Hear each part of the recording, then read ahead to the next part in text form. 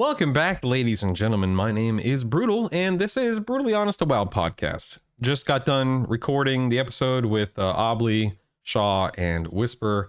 I'm under the weather. I think I say it at the very beginning of the recording here, that you'll see in the next few seconds, but I just wanted to set the stage. If I sound or come across a little sick, it's because I am. But had a great conversation with these guys. Please scroll down below on the YouTube video here, and you can find their links for their Twitches, their YouTubes, everything like that. Go follow them, go sub to them. Listen, I'm a big believer in giving credit where credit is due. These guys are taking time out of their weekend, and this is true for every show. Any show you watch, these people are taking time out of their weekend. So the least that we can do is show them a little bit of love and a little bit of support. Go follow them. Go hang out with them. Go watch their content and interact with them. It means a lot to me, and I know it means a lot to them. So thank you guys for being here. I'm going to get out of my own way, like I always say. Enjoy the episode, and we'll see you. I'll see you at the end. Ladies and gentlemen, welcome back to Brutally Honest, a WoW podcast. This is episode 13, and patch 12.0 has been out for, almost a couple of weeks now. Correct me if I'm wrong. The pre-patch event is underway. Midnight is less than 4 weeks away. We're recording this on February 1st, which is just insane. TikTok, man. TikTok. Wow. I'm happy to sit down with three guests today to talk about what's been going on this past week and with Midnight in general and whatnot. Up first, in no particular order, we've got Whispyr. Come to find out, he is now Wowhead's class guide manager. The man's got a promotion. Congratulations. He's a rogue theory crafter. He's somebody who deeply enjoys helping people reach their full potential in WoW. That may sound like a line, but if you go to his stream, if you watch his stuff, it's true. Give it up for Whispyr. Whispyr, thank you for being here. Appreciate you. Thanks for having me. Of course, hey, of course. As I say at the top of every show, under everyone's webcam, you can find their Twitch name, and in the YouTube description, you can find their Twitters, TikToks, YouTubes, whatever they have, and whatever I was able to find. Feel free to click that stuff. Please follow these guys, sub to these guys, enjoy what they provide for to the community and whatnot. So please make sure you go do that real quick. Pause the video if you're watching this on YouTube, or if you're watching this live, you can click their names down below in the title and immediately go to their channel. We also have Shaw here. Now, Shaw and I, listen, we go way back to like 2 weeks ago when we ran a dungeon on beta. All right, this guy tanks like you wouldn't believe. This guy can be found playing Brewmaster Monk 24/7. What have you played anything else on beta long term, like other than just testing out something? Mostly brew. I dabble in the other tanks, and I'm now a Frost Mage main. But yeah. There's nothing wrong with that. Mostly brew though. I played Hunter for like 99% of my time on the beta, so I get it. You can find. Well, I wouldn't go that far, but thank you. That's okay, very generous of you. We completed the key, yeah, for sure. Hey, we timed the key. All right, we timed the key. We did. Okay, we timed it. Yeah. All right. It's good. You'll find tank content on his YouTube channel, of course, but make sure you give this gentleman a follow. He's tanking keys pretty much anytime he's live. So, and he also said, he told me before the show, he'll carry anyone through any key. So if you need a +2, this is your guy, all right? Yeah, for gold. And no big deal, no big deal. And then we have Obli over here, and I'm pronouncing that correctly, right? It's Obli? Yeah, if you're British, it's Obli. But Obli. American people can do whatever you want. Obli or Obli? Is that what I'm picking up? I mean, I say Obli because it's obliterate. That doesn't make any sense at all. Hold on a second. This guy's a high-end DK DPS player. You can find him on his YouTube channel. You can find him streaming, discussing and breaking down raiding, Mythic Plus from not just a melee POV, but a Death Knight DPS POV. And you don't really play anything else, right? No, nothing stuck like DK has, to be honest. I understand, man. Again, I've been playing a Hunter for like 10 years, so I get it. I was a tank before that, though. All right, I was playing Brewmaster Monk in 2012 when it came out. Shaw, what were you playing? A shaman? Before No, I wasn't born yet. I don't think. What? All right. Listen, these guys are making fun of me because I said I'm turning 40 in less than 2 weeks. So, whatever, guys, it's fine. Anyway, no, but in all seriousness, thank you guys for being here. Those of you who are watching live, if you type in the command poll, a Google form will pop up. You can play along with us, and I'll be asking you guys questions. Hold on. I'm also sick, so forgive me. Anytime you hear me break like that, it's to mute so I can clear my throat. But I'm fine. Don't worry about it. But if you guys want to enjoy the polls as we dig through this episode, this first question We're gonna go ahead and ask it, and I want to hear your responses right now. Other than Shaw, because you already answered beta, where are you guys spending most of your time? Live, beta, both? Are you even playing right now? What are you guys doing? Doing a lot of beta. I did a lot of beta. I played so much ever since it came out. I'd say the last 2 weeks, probably the 2 weeks, I just haven't played it as much. But I think that's because pre-patch come out. So I'm trying to focus more on what I can find out for the DK community in pre-patch. There's a lot of unanswered questions, really. Oh, and Whispyr, what about you? Where are you spending your time? Yeah, I mean, I spent a lot of time on beta previously. Obviously, right now, pre-patch is out, so spent some time on there. We're doing mount sales, so well, good time to be had. Speaking of the pre-patch, I want to get right into it right now. Who wants to go first? Thoughts and opinions on the old pre-patch. How's it looking from where you're sitting? It's pretty all right. I actually logged in for the first time yesterday. Pretty all right. That's pretty generous. I'm like back in, what was it, like a 11.15 whenever they did like the Flames Radiant stuff, and it was like bugged to shit for a while. Can I swear? Yeah, please. Please. Okay. I mean, anything right. If you can censor yourself, it makes it a little bit easier to cut clips. Yeah, for sure. I'll do. Be yourself. Talk however you want. Okay. Be yourself, please.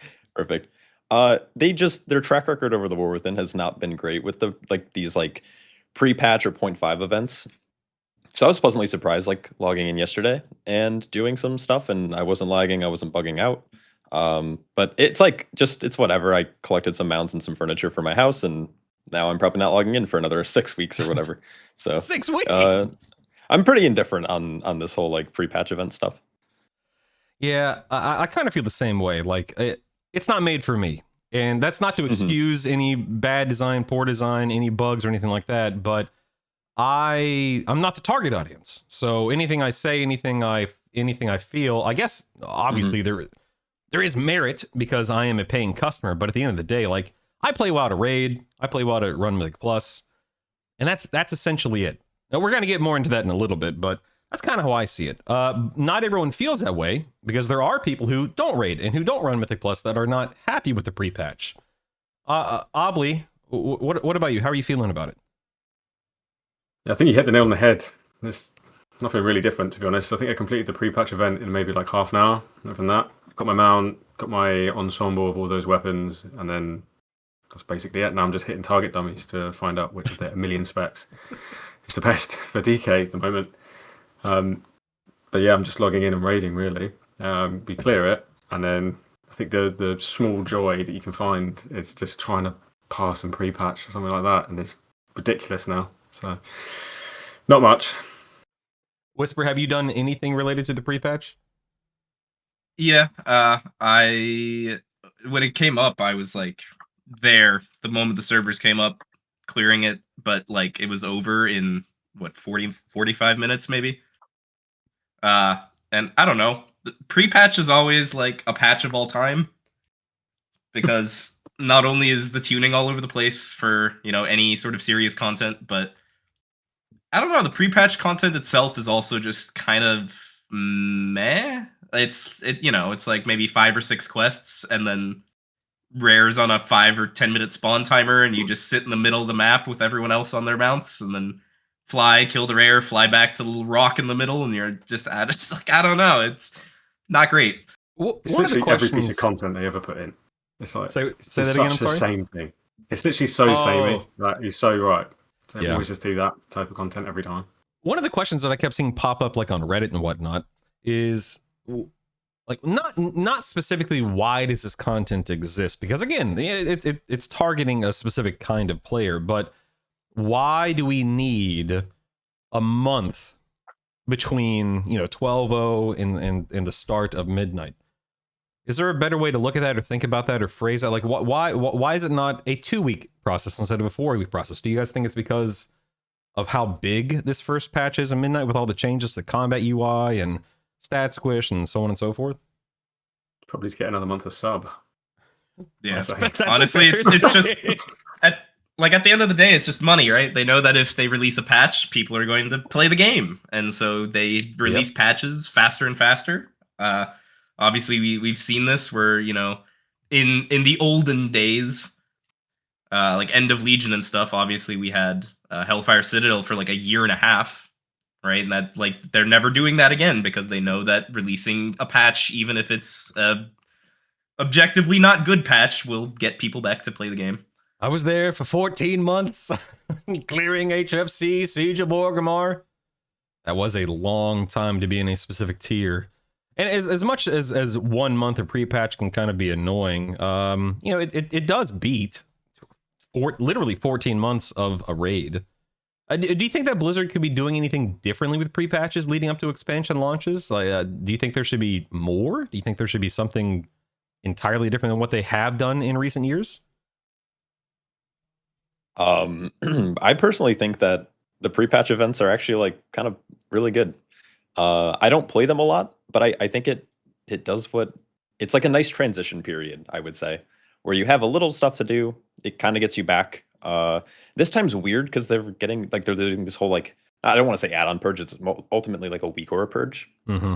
But like it gives you time to go in, get some collectibles, kill some rares. Catch-up gear is really good. So if you haven't played a character and you're like, I want to play Boomkin, which I don't know who would actually want to play Boomkin, but as an example, you can now go and get some like decent champion gear to get you prepared for leveling up. And I think pre-patch events do a really good job at that, honestly. I just don't particularly have any characters that I want to gear up currently. So, but I don't know. I don't think they could do anything different that would be that good, in my opinion. Yeah, because I think you're right to kind of continue on with that line of thinking. If they, let's say they gave us even better gear, to what end? Because we're replacing it all in the next few weeks, right? Mm-hmm. If they gave, what if they gave us 5 or 6 mounts instead of 1 or 2 mounts? Okay, cool. That's nice. But once you collect those 5 or 6 mounts, then what? So yeah, I don't know if this is necessarily the right way to look at it, but the way that I look at it is, do I want to do it? No? Okay, cool. I have other things I can do. Beta test, play a different game, relax, you know, the calm before the storm before the expansion launches. The older I get, the more I subscribe to the idea of not everything is made for me. That's okay. There are other things I can do with my time. And that also is completely okay. I don't think that everything in a video game needs to be for every person. I mean, that's literally impossible, right? Mm-hmm. I don't know if you guys have... go ahead. No, I was just gonna, like, it's funny because housing is like a huge like topic right now in terms of that, where people are like very for housing and very against it, and I feel like some people are mad that housing even exists in the first place. It's like, it's okay if there's content in the game that isn't for you. So I was kind of laughing at that. So sorry, go ahead. No. It's all good. Yeah, I definitely want to talk about that later in one of the other discussion pieces, because that is. For sure.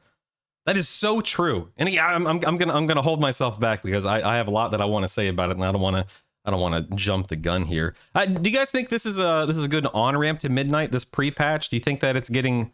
I mean, do you think it's getting anyone excited, or do you think it's just like, okay, it's a pre-patch. I'll see you in 4 weeks. I think it's just like not enough content, honestly. The pre-patch events, I think, have been kind of getting less and less over the years. Like, I remember there was big hype with like Doomsayers and stuff in Legion and all that, right? Old head.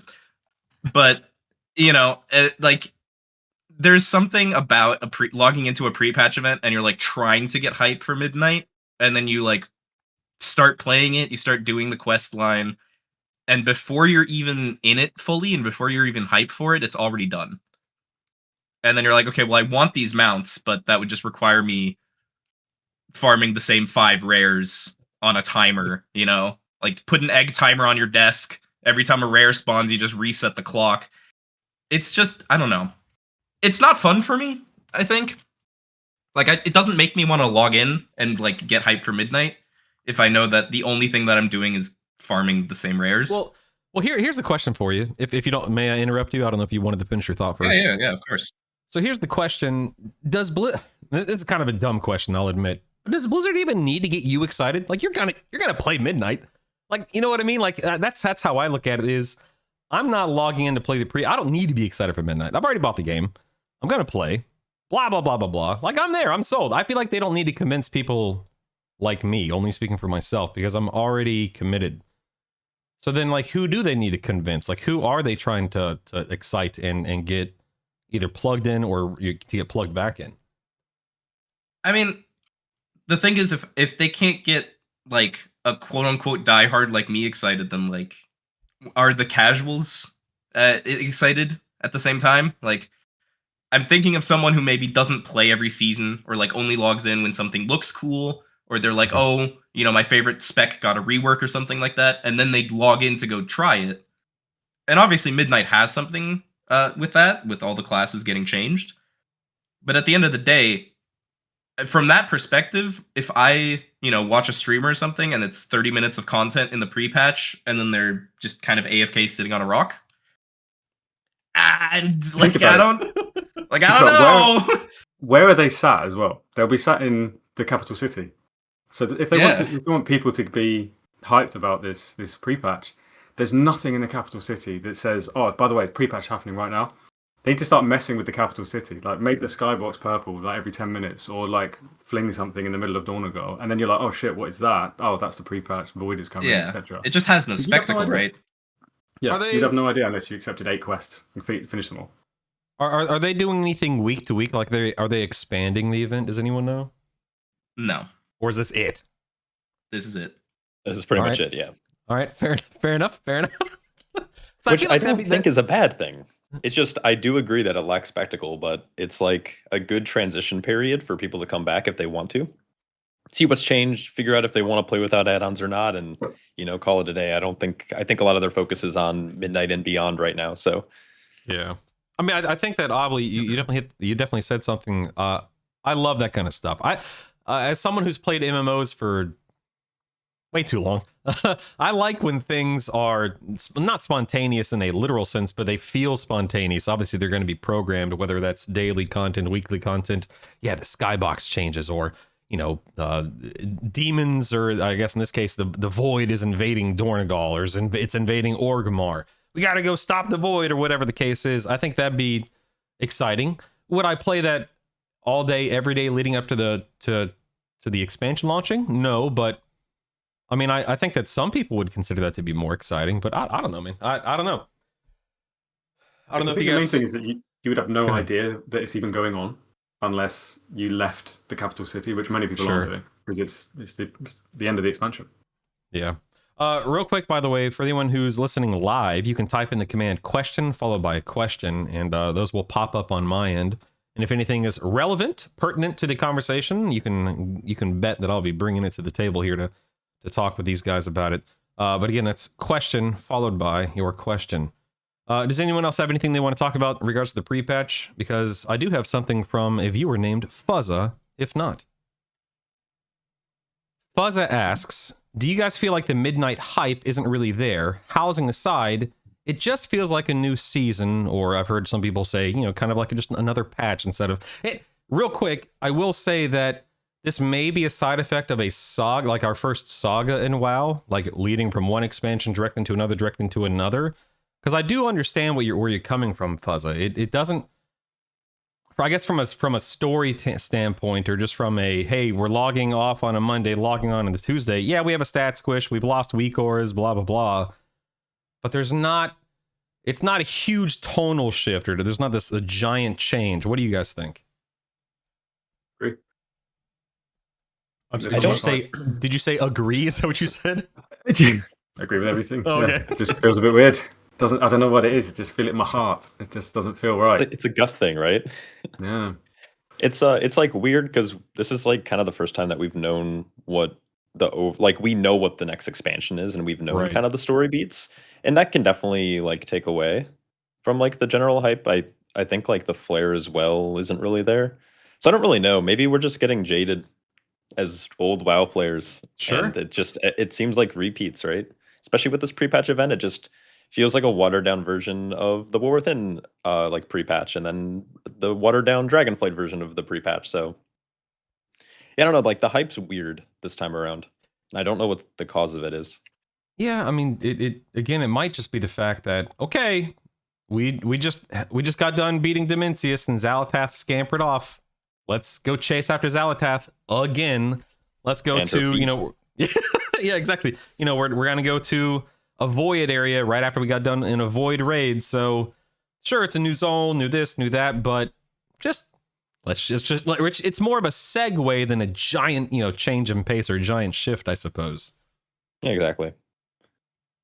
This also might be like just me or whatever, but I feel like there's been a lot less emphasis on the actual world of the new expansion. A lot of the focus has been on obviously add-ons and housing and raid design and bolt slop and Mythic Plus and all that kind of stuff.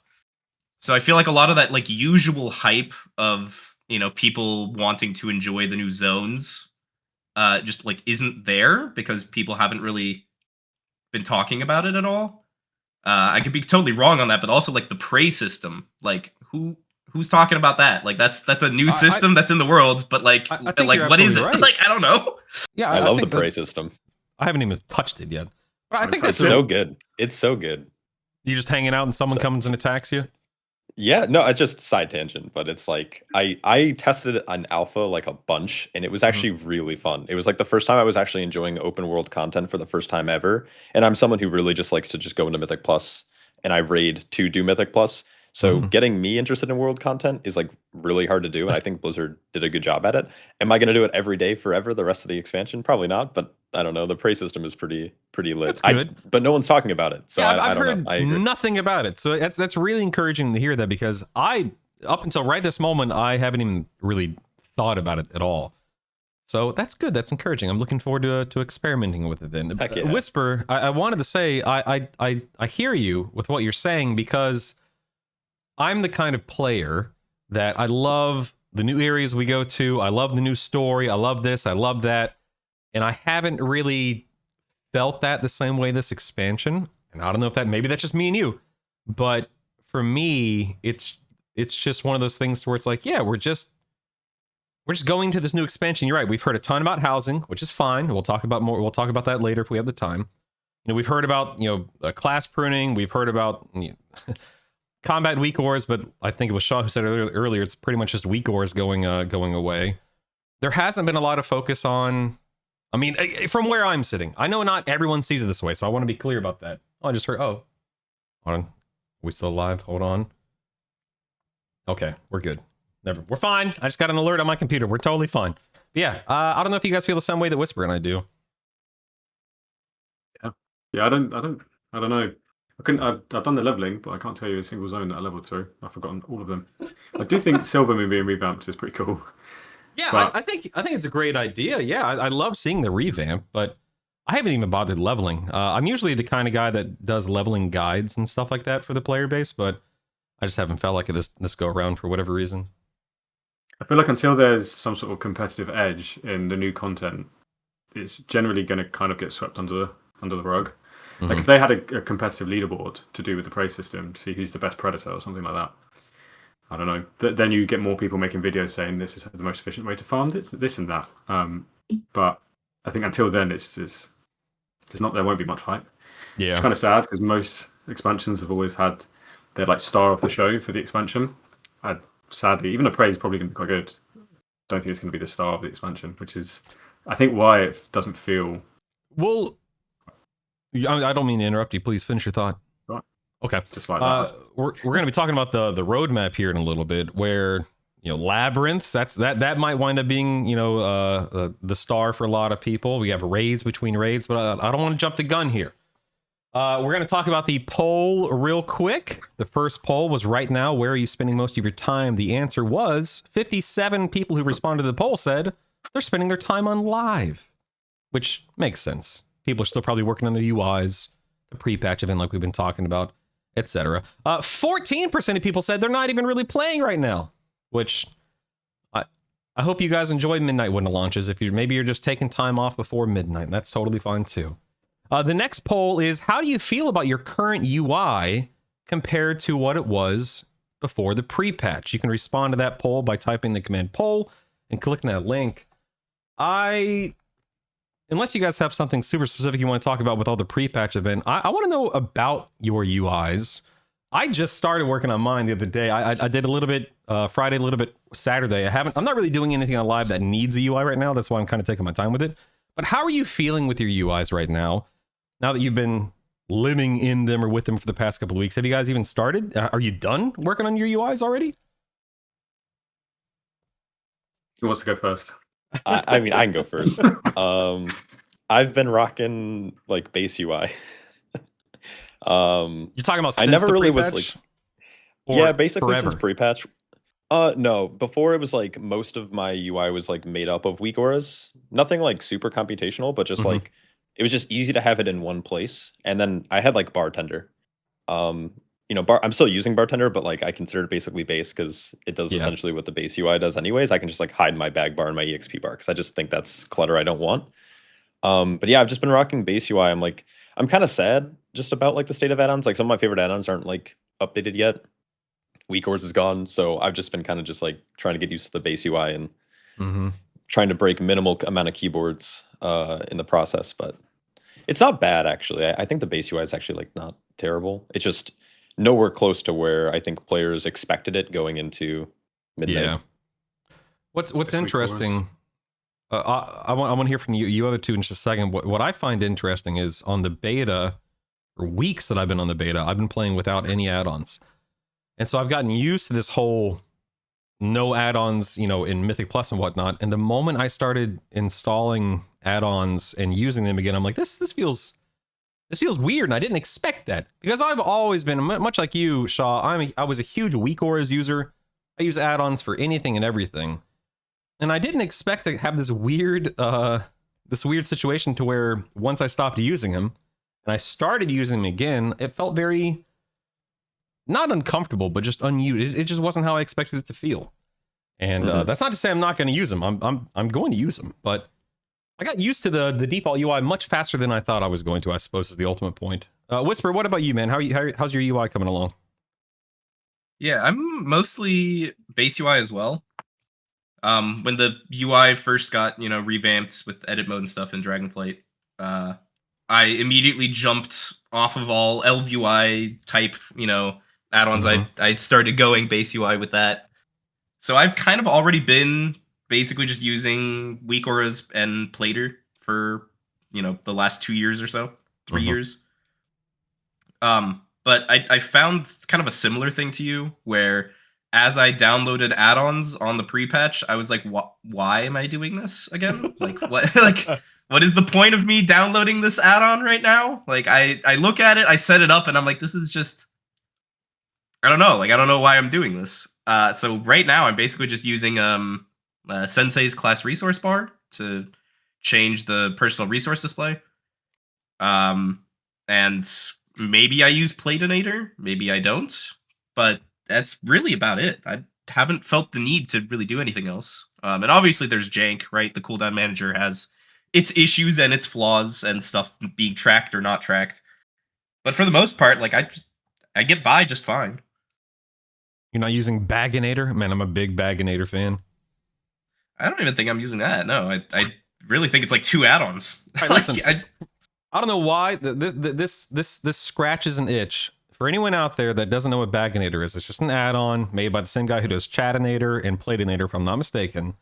The reason why I use it is because I can, anytime I open up my character panel, it automatically opens up my bag alongside of it. I don't know why it just does it for me, man. So go download Baginator if you want that same experience. Obli, what about you, man? How's your UI coming along? I'm pretty well known in my community for having a very pretty UI. And when I heard it was going to be gone, I was literally crying. So when they started to relax on all of the UI stuff, I was very, very happy.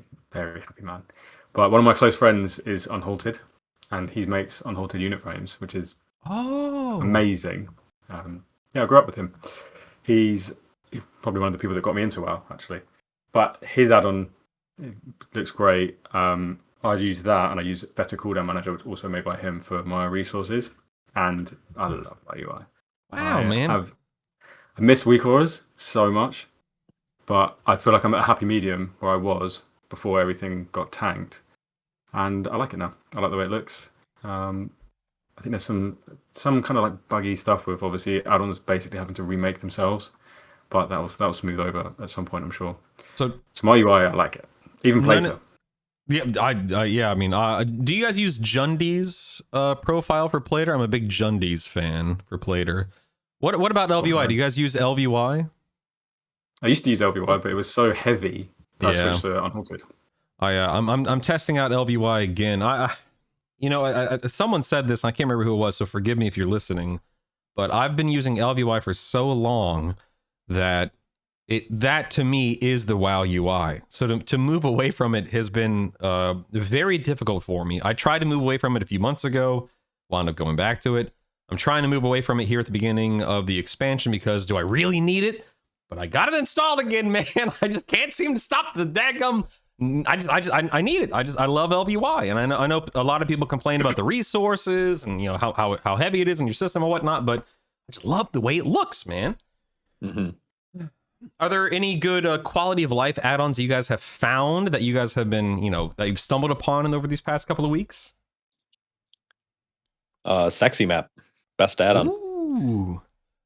So that's a mini map reframing, right? Yeah, what else does it do? It's just a reskin. Yeah, that's pretty much it. It's just like a reskin of the map. So you can like make it bigger or smaller. And I think the base map is just like a little too big for my taste. So I use that, but I've been using it for like years. Mm-hmm. What else? What else have you guys found? Bug sack and bug grabber have to have a mention. Of course. Absolutely. Yeah. That is true. You always have to have those installed. Mm-hmm. Arc UI. Everyone's talked about Arc UI. What about has anyone out there, this goes out to chat as well. I just saw King Scottney say Azertharian's UI. Anyone out there who plays Hunter, that Azertharian UI is looking mighty fine for Huntering, if that's your cup of tea. I know for me, I've been experimenting with enhanced quality of life. It's got a ton of stuff built into it. I'm not even going to sit here and try to regurgitate everything that it's got because it just has a ton of things. That is I don't know how resource heavy it is compared to downloading a bunch of individual add-ons that do the same thing, but that's pretty good. But that's interesting here about unhalted uniframes being your mate. I had obviously I had no idea. It's our first time talking, but it's a small world, man. It's crazy how somebody can make something that affects and touches so many people. And how do you know how long he's been working on it? He started it last expansion, very small. It was just literally just your player frame and target frame, and then he's gradually been adding to it. And then when WoW said they were going to get rid of add-ons or get rid of like a lot of the user interface add-ons, he said that he could still keep his going. So a lot of people were very interested in his add-on and just they had faith in him, and it paid off because he's made a really good one now. So cool. It was me, my best friend, and him. We used to hang out as a trio and play WoW together when we were like 13, doing cutting-edge raiding. Staying up till one. Amazing. Have any of you guys done anything kind of unique or different or clever with your setup, or is it all pretty much just run of the mill? I'm just going to install what I need and just move on. Yeah, I mean, I haven't really done much at all. I guess the smartest thing that I've done is just made like a tiny bar next to the cooldown manager where I put like potions and trinkets and stuff so I can track those, because the cooldown manager obviously doesn't do that. But, it works fine. In terms of like quality of life add-ons, I just checked. Shout out Theatrix Plus. That got updated allegedly. Looks like it's updated for midnight, so a lot of good things in there. It's modular. You can do like a square mini-map and all sorts of stuff. So. Oh, the war of the mini-maps has begun between Leatrix and Sexy Mini. Oh, what is it? Sexy what? Sexy maps. Sexy maps. Which one does it better, map? Shaw? I'm biased, so that's not fair. I'm biased. But similar to Whispyr, I like on beta. I'm like I get really frustrated when I'm like testing and I have a bunch of low errors, and it's no one's fault except like obviously it's beta. But I kind of did something similar with like things like Shadow Meld potions and just like putting things on an action bar. I actually don't use the cooldown manager. I just put everything on an action bar and I have it like kind of in the center of my screen. Kind of resembles like old WeakAura packages, but it's like the best you can do with like a base UI. I just don't like how the cooldown manager interacts right now. I think it's like missing a lot of things that just is more frustrating than not to have. So I find bars just to be better. Is anyone here happy that Weak Auras is gone, or do you miss it and want it back? Like a sexy ex-girlfriend, mate. God, man. That's a way to put it. I used so many Weak Auras leading up to the pre-patch. I know that some of them, of course, have been turned into standalone add-ons. You got your M+ timer, that's a standalone add-on now. Blessed. I can't think of any more off the top of my head, so it's not like they're all gone forever and stuff, but I'll give you a DK specific one. Sure. Pets on passive. I Is that like always forget that my pet's on passive, and half my damage is my pet's. Yeah. There is an add-on now, I know, that's been made by somebody that can remind you, but that's just been made. So there's plenty of times in the beta where I'm like, why is my burst so bad? It's on passive. Yeah, I'm an add-on fiend. I played EverQuest way back in the day, and I think it was 2001. I know this. I know it. I know. Calm down, everyone. I think it was back in 01. They introduced the idea of like add-ons and reskinning things and whatnot, and I've been using add-ons and EverQuest up until I started playing WoW in 05, and been playing with add-ons ever since. And it's definitely weird having to go through all this. I'm assuming it's gonna be for the better, you know, whether it be with raid design or whatever, but I'd be lying if I said I didn't miss Weak Auras. And I may be one of the few, I don't know, but I miss my Weak Auras. I miss the way that my UI used to look.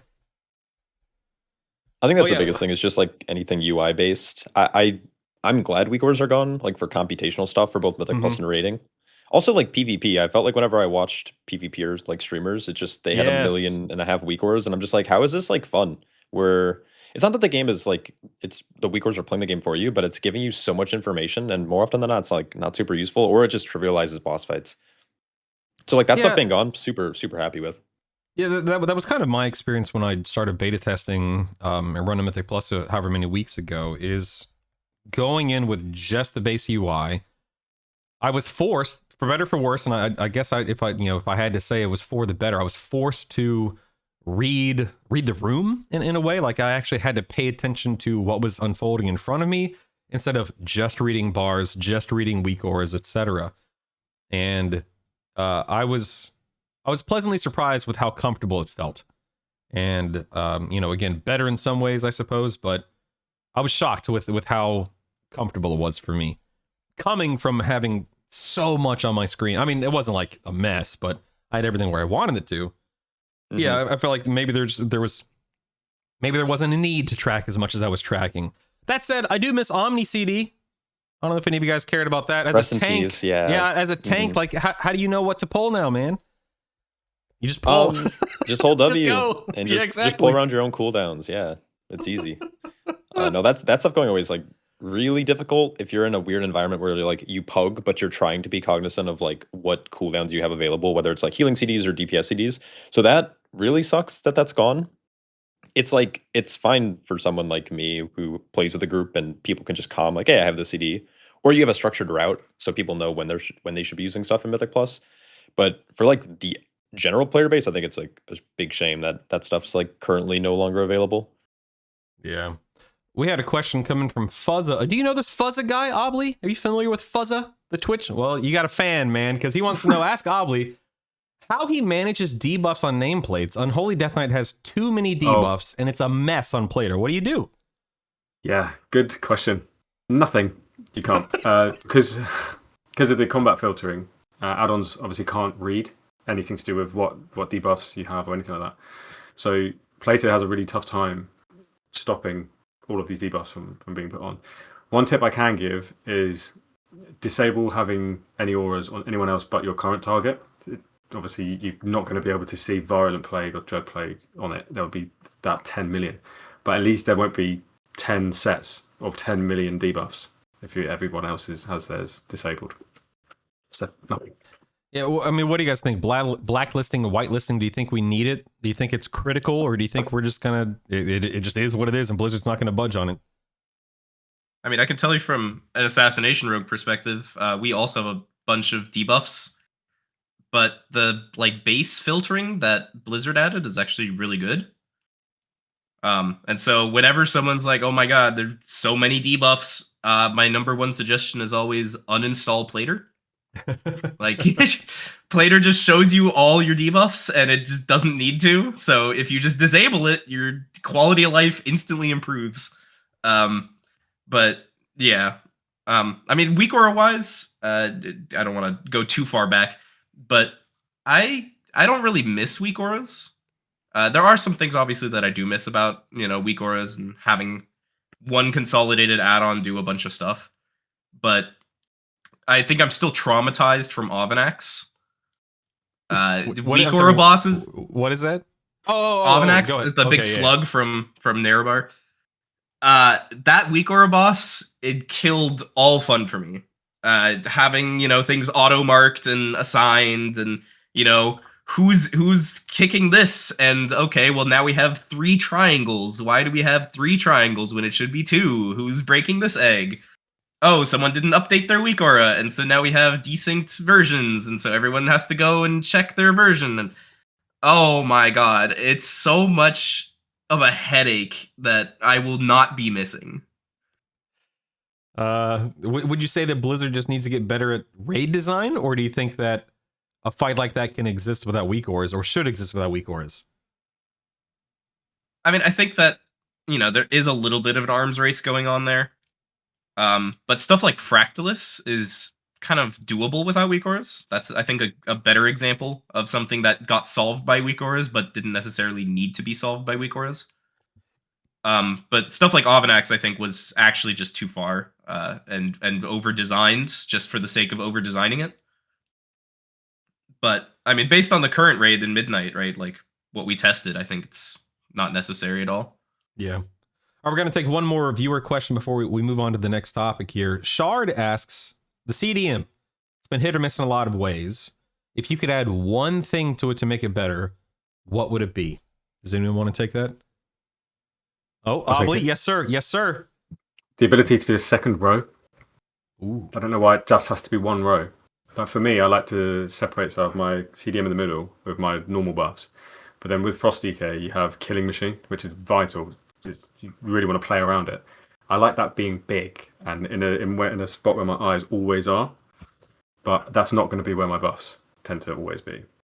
So I wish I could just do that. Arc UI can do it. Why can't normal CDM do it? Yeah, I mean, obviously that's just one of those things to where add-ons do it better. That's the argument that a lot of people make. With the base CDM, it's just a matter of you can have it. What is it? As wide or as narrow? But if the more narrow you get, the taller the column becomes. Is that correct? So you can't like recenter them down below. It's just gonna cascade down from left to right. Is that correct? I think so. Yeah. I'm definitely a big fan of things being functional, but also looking nice. And yeah, if you can't get things the way that you want them to look with the base UI, but you can with an add-on like Arc UI, then you're probably going to wind up going with Arc UI. I don't know. I think my biggest thing that's missing is just like the ability to add categories, I guess, like Obli said. Like right now, there's just, essential cooldowns and utility, and that's it. And you have to get an add-on to add other categories. But just in terms of like tracking stuff, I don't understand why we can't track trinkets, like trinket cooldowns and stuff. That's a really weird one because, at some point it feels like your trinkets are just an extension of your class in terms of cooldowns. So not being able to track that is really strange. And I know add-ons can track trinkets and stuff, but like why can't the base game?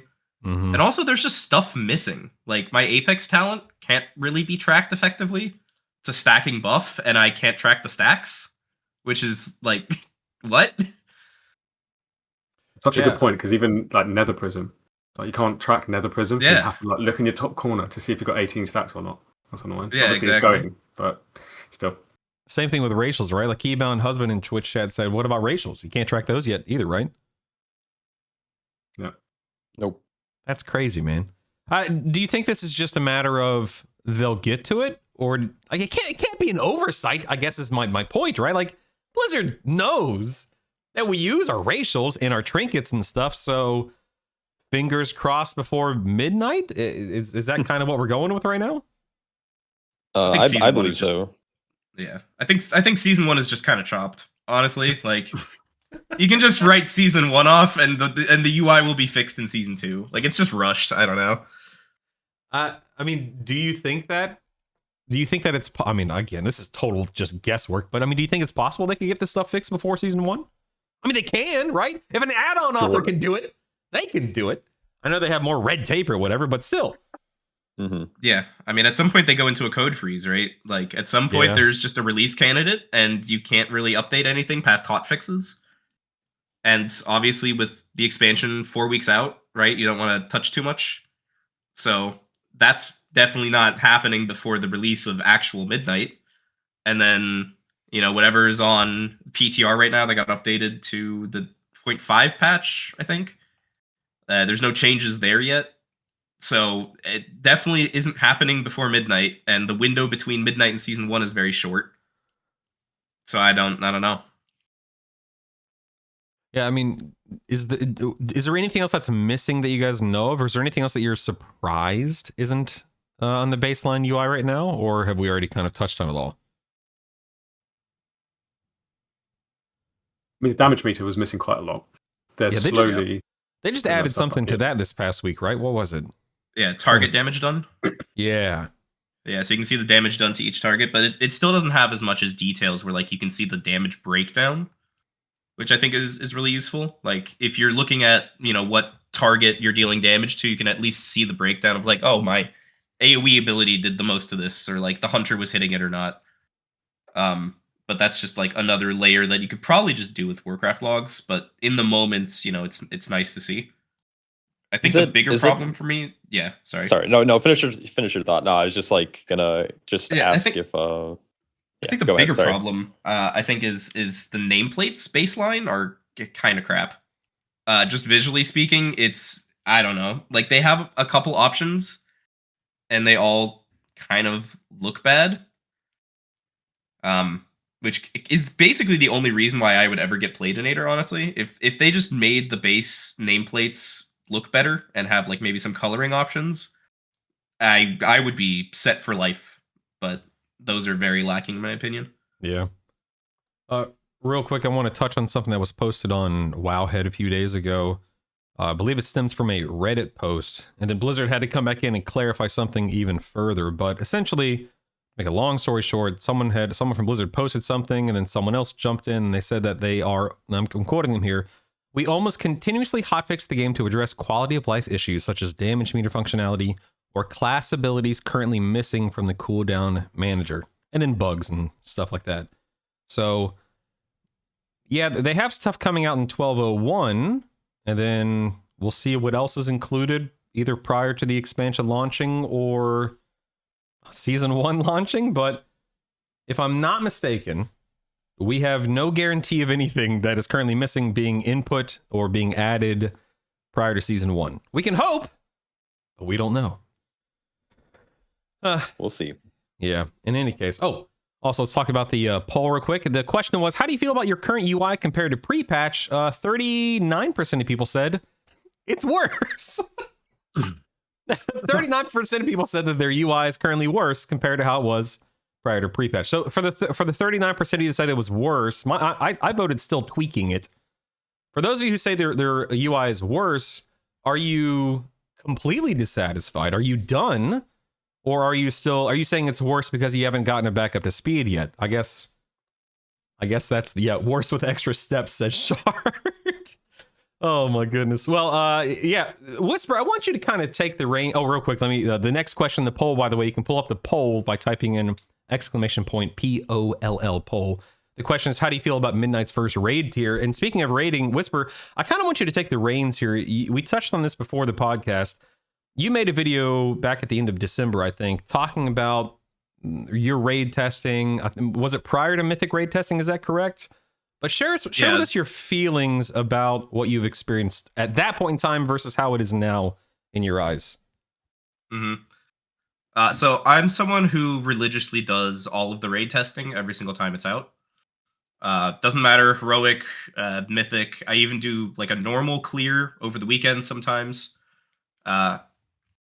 And so when I got the first look, the first set of testing, it was all the heroic bosses because they always test heroic before mythic. And the initial first response that I had to that was, wow, these bosses got like pruned. It felt like every boss went from having like 3 or 4 mechanics to maybe 1 or 2. And everything else could kind of be ignored. And it was really negative. I think mythic testing definitely made things feel a little more, I guess, normal, I would say. But even then, you know, a lot of the fights feel like they are much more simple, much more straightforward. And I think that that's actually a good thing because the fights are more obvious to players. I still think they're kind of feeling it out though. Like it feels like they're playing it very safe with no add-ons, no weak auras. And maybe they'll improve on things going forward. But I think this first season is definitely sort of a testing period of like, okay, well, how hard can we actually make it without the general player base struggling without having coordination through weak auras or something like that? So, Shaw, Obli, either one of you guys want to jump on based on your experiences with raid testing, assuming you've done it before I talk? I haven't done it, so if Obli has, then feel free. I haven't even really watched like footage of the fights or any of the testing, so I have no idea what's going on. Yeah, I mean, it does definitely feel that way. Like heroic is a bit of a joke. I'd say that most of the fights kind of seem like there's one difficult task that one specific role needs to achieve in each fight, and then everybody else is just hitting the boss till it dies. So, especially as a DK, you're doing nothing because you ignore every mechanic that's ever put in the game anyway. So I agree. Yeah, the question, of course, that comes to my mind is, I guess the two questions are: easier fights automatically a bad thing? And then if raids are easier to the average player, like, what are we losing? What do you lose, and what are we losing? What are we gaining out of this experience? I think like Emerald Nightmare was really easy, but I wouldn't say it's a bad raid. I think it kind of ties into what annoying things you have to do. Like, is there loads of trash? Does it take ages? Like, is there lots of DPS you can do? I think when there's loads of single target fights and there's loads of trash, that kind of makes for a shit raid with bad aesthetics. That's actually a really good comparison because going into Legion, you know, we got our artifact weapons, we had legend. In other words, we had a handful of things that were being added. So did Blizzard tune and tone down the difficulty of that very first raid because they wanted people to acclimate? And like on the other side of the coin, comparing it to Midnight, have they tuned and toned things down because we're losing a bunch and we've reset a bunch and they want people to acclimate to that environment? I don't know. That's just what springs to mind. Makes sense. Definitely. I think that one of the things that we may gain out of this, so number one, I agree with you, Whispyr. Things feel really easy. I've only raid tested 3 bosses. That was this past raid testing on Mythic. It was Chimeras. I think it's Chimeras. Vultuous? What's his name? The guy with the big guy with the forearms. Varaxis, yeah. Varaxis, and then the a Saladar. Yeah, Fallen King Saladar. Thank you. All 3 of those fights as a hunter, and again, healers. I feel you. I understand. My experience is going to be very different than your experience. It's going to be very different than a melee's experience, etc. But as a hunter, holy cow, man! I wasn't bored. It's not a matter of boredom. I was just very relaxed. I was just cruising, man. I didn't feel stressed. I didn't feel like I couldn't understand what was going on. So I was comfortable, but I was definitely hovering on that line of this is it. Like there's I don't have to do anything else. Like on I'm sorry, you said Varaxis. Is that what you said his name? Yeah, something like that. On that boss, Voracious. I was so I'm sorry, Voracious. Voracious. Whatever the boss's name is. I was just yeah. I mean, heck, as a ranged, I could outrun. I don't think this is how it's going to launch, but I could literally stay at max range, and I completely avoided the ring that expanded that you had to move into and out of or whatever. Never had to worry about that mechanic. And then when it was time to burst down the adds to blow up a wall, I didn't have to worry about anything other than target swapping. It was was very easy. Now, argument to be made, it's like the second boss in the raid or whatever it is, so obviously it's not going to be the hardest thing ever. It's not meant to be. But it was true for all 3 bosses. Anyway, I'm curious if you guys have an opinion on, is it a bad thing if raids are easy? Would you argue that it might be a good thing going into Midnight, considering we want to attract as many people to the raiding scene as possible? Do you think that's Blizzard's intention? I think that in general, I don't think that, like the fights being easier is necessarily a bad thing, as long as they still are fun, right? Like at the end of the day, and this is kind of what sold me on Midnight in general, is I was not a fan of the class pruning, and subtlety went down to like 3 buttons. But they're really fun 3 buttons, right? And so like at the end of the day, if those 3 buttons are really fun to press and I'm having a good time, then it's successful, right? And I think it's the same way with the raid design, right? Like if it's 2 mechanics but they're really impactful, they look really cool, and it's just a fun fight, then it's a fun fight. I'm thinking back to something like, like Star Augur. Star Augur was not a particularly like complex fight, right? You just basically ran your partners together, and dealt with a couple of mechanics here and there. But visually, it was amazing. The mechanic itself looked really cool, and it was just a very fun fight that had, a climax going at the end. You had a DPS race at the end of the fight, and so that's an example to me of a fight that doesn't need complexity, but still can feel cool and still can be a favorite fight to many, many players.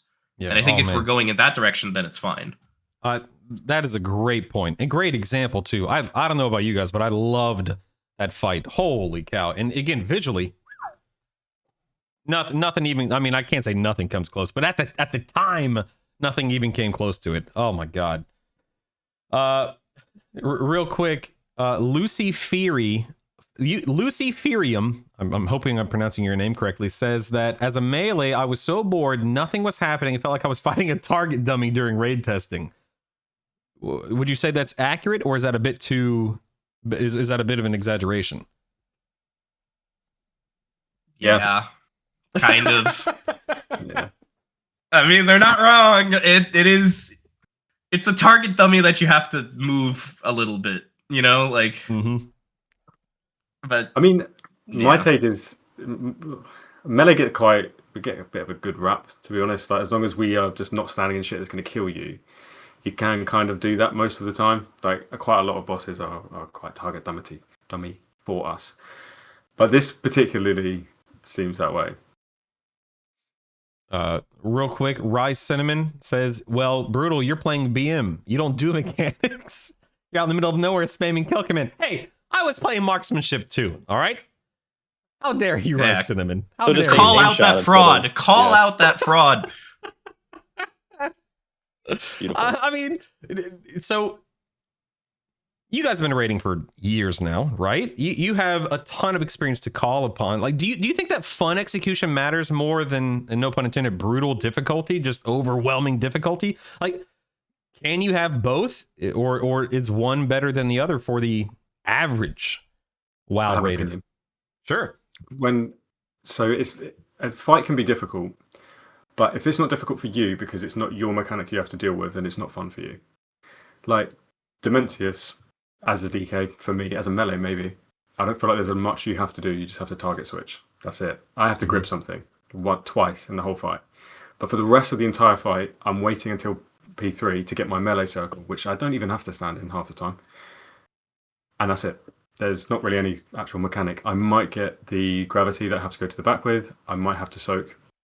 But other than that, I'm not really doing much. So Dementius being a really difficult fight wasn't really very difficult for me because I didn't have anything to do. That made progress kind of boring to me, to be honest. I'd much rather actually have something to do and it be difficult for me.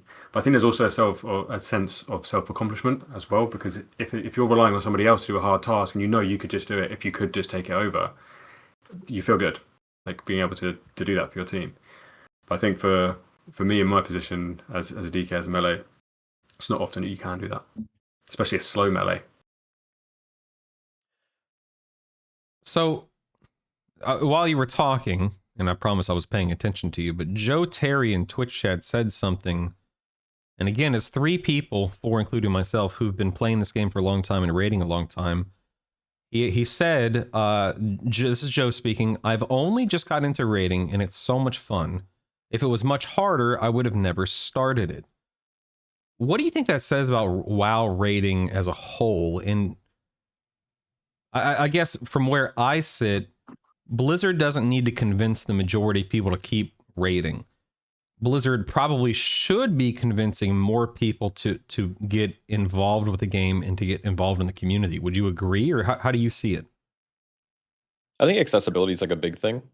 And with weak ores going away, especially like if it depends on how recent Joe got into rating, but like now you don't really need weak ores, or at least presumably, well, they don't exist anymore. So I think there was like a pretty big like barrier to entry for at least cutting edge rating going into Mythic, like understanding how to like make sure weak ores are updated and assigning notes.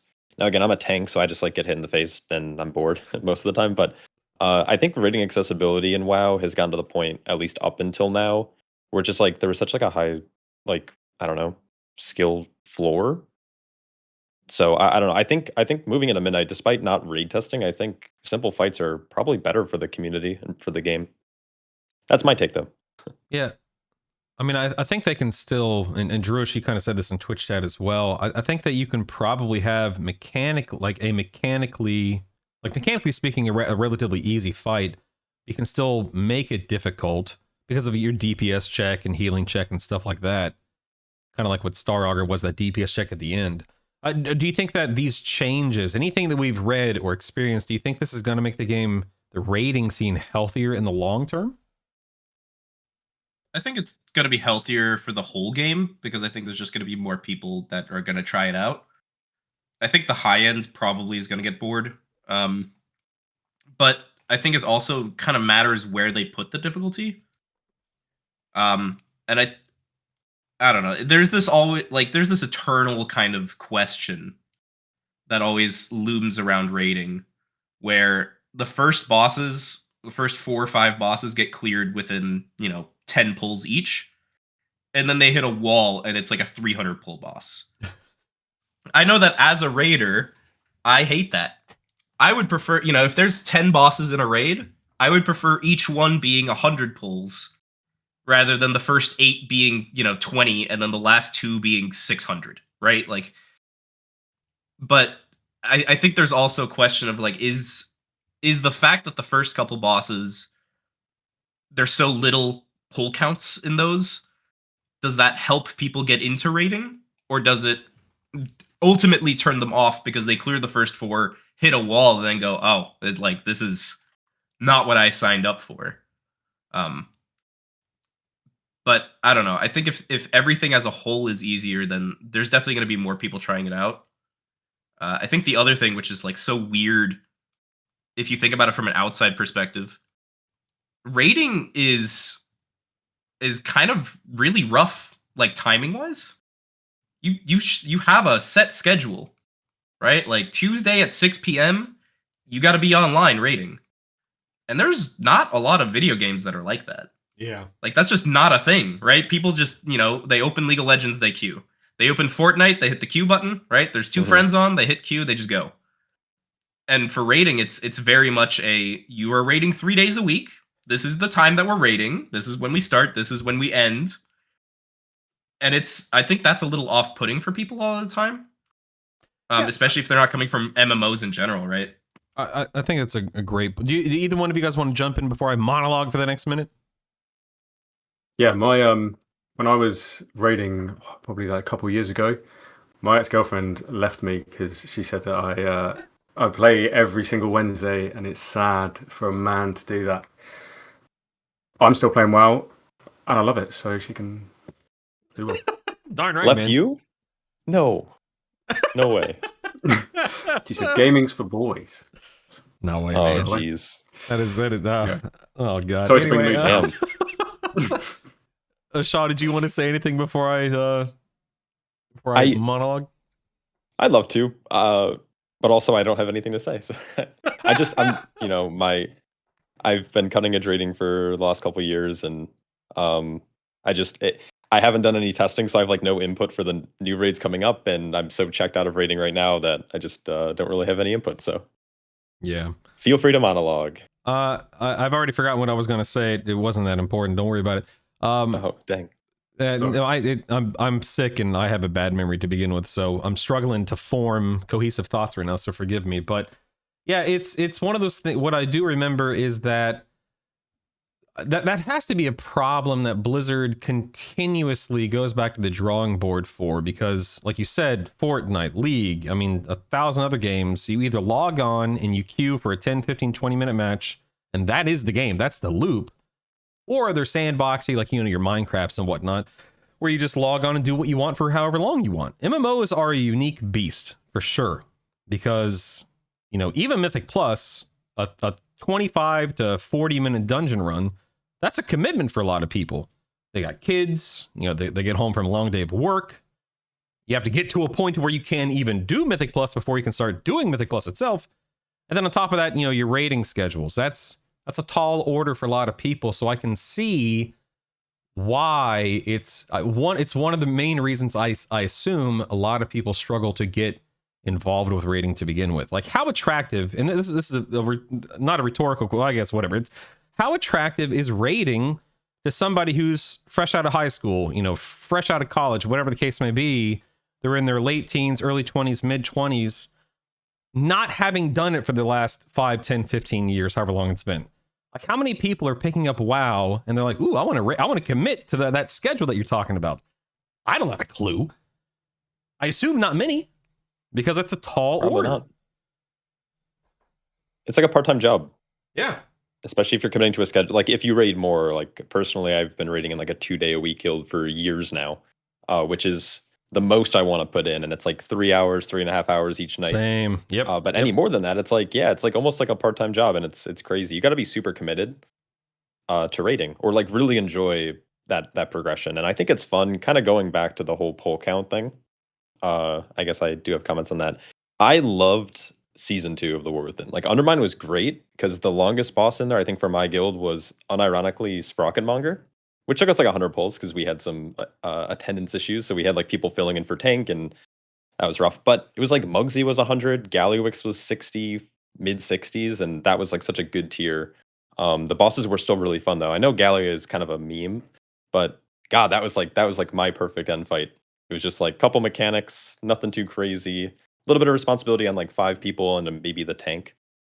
And then it's chill. You're just vibing. I don't know where I was going with this thought, but yeah. No, That's all I have to say. I think finding that sweet spot is definitely important to both Blizzard and the player base, because you're right. You don't want to kill Jaden. I remember progressing on Kill Jaden back in Legion. I personally love that fight. I can't remember how long it took my guild, 300-400 pulls, whatever it was. I loved that. What a fight. Not everyone sees it that way. Not everyone wants a 300-400 plus pull encounter, even if it is the last boss in a raid. So yeah, where do you strike that balance? Like because as Blizzard, you have to satisfy the people who've been raiding for literally decades and not bore them to tears, while also, I'm assuming, you're wanting to attract more people, not just to the game, but to one of the core pillars of the game, raiding in this case. I don't have an answer. Again, I'm just thinking out loud here. So spitballing. Yeah, it's really subjective. Like, why do certain people? I'm sure Whispyr and Obli, you probably enjoy raiding for different reasons than I do. If you obviously are planning on raiding in Midnight, like I enjoy it for like the loot, and I really just like the aesthetics of the raid. Like, I like to go and see it once, and then I'm probably pretty satisfied. But some people do like really hard boss fights and like figuring out every little min-max detail, and it kind of depends on like your raid team, who you are as a player. So I obviously super uphill battle for Blizzard every season to figure that out. Yeah. For me, I like to pass. Yeah. I love Big it. parser. That's it. That's all I want to do. I only raid literally to pass, because it's like the leaderboard aspect of it, the competitive aspect of it. Yeah. I love, and it keeps me coming back, and it keeps me raiding every single week to try and do better and be that sort of best that you can be. One of my favorite things about raiding, Shaw, how long have you been playing Brewmaster now? Like seriously, I've been playing it for What was it? WoD, Legion? 3? No, so I started like my Brewmaster main arc in Dragonflight. Okay, so before that it was Guardian Druid for a bit, but totally yeah, I've fine. been playing Brew since the start of Dragonflight. Yeah. One of the things that I love, and I don't really, I mean, maybe I'm just not thinking of an example, but one of the things I love most about raiding, at least back in the day, were things like kiting the ads on Garrosh with keg toss or whatever it was called as a Brewmaster monk back in the day. Love it. I remember Death Knight when I used to be a guild leader. Brutal was the name of my tank, my prot warrior, and Static was the name of my guild, hence BrutallStatic. But I remember it was on, I think, what's the boss called in Throne of the Four Winds in the first tier of Cataclysm? Whatever that boss Did is. not play back then. No idea. Yeah. So there was one of the platforms you had to kite ads as a Frost DK, I believe. But I love things like that where you're kiting things, where you're doing something you normally wouldn't do in a raid encounter. I love that in raids. I don't know if they do that much anymore these days, so I don't know, but I love stuff like that. Also, one of my mods, Druish, says Brutal has bad takes. He also likes Stone Legion generals. Oh yeah, Listen. Then you're cooked. Yep. I like Stone Legion generals. It was a lot of fun. I played marksmanship in that fight. It was a blast. Oh, that's why. Okay. Yeah. MM was fun. Anyway, let's see what people voted for in this most recent poll here.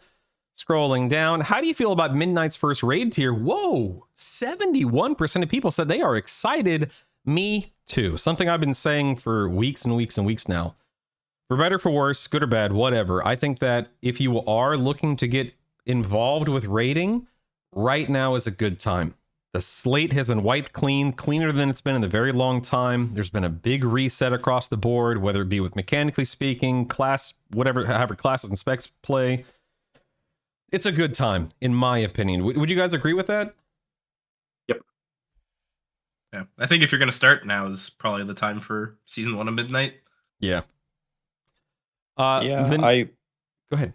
Oh, sorry, go ahead. No, I was going to move us on to the next topic, so you go ahead. Okay. As someone who's potentially not going to be raiding, I do think it's a really good time to get into it. I think their whole, like, not 3 tiers, like, it's just 3 separate raids is really interesting. So I think people are probably pretty excited for that. And then not having to deal with weak auras is probably people who have had to deal with like Brood Twister or Fractilis weak aura issues.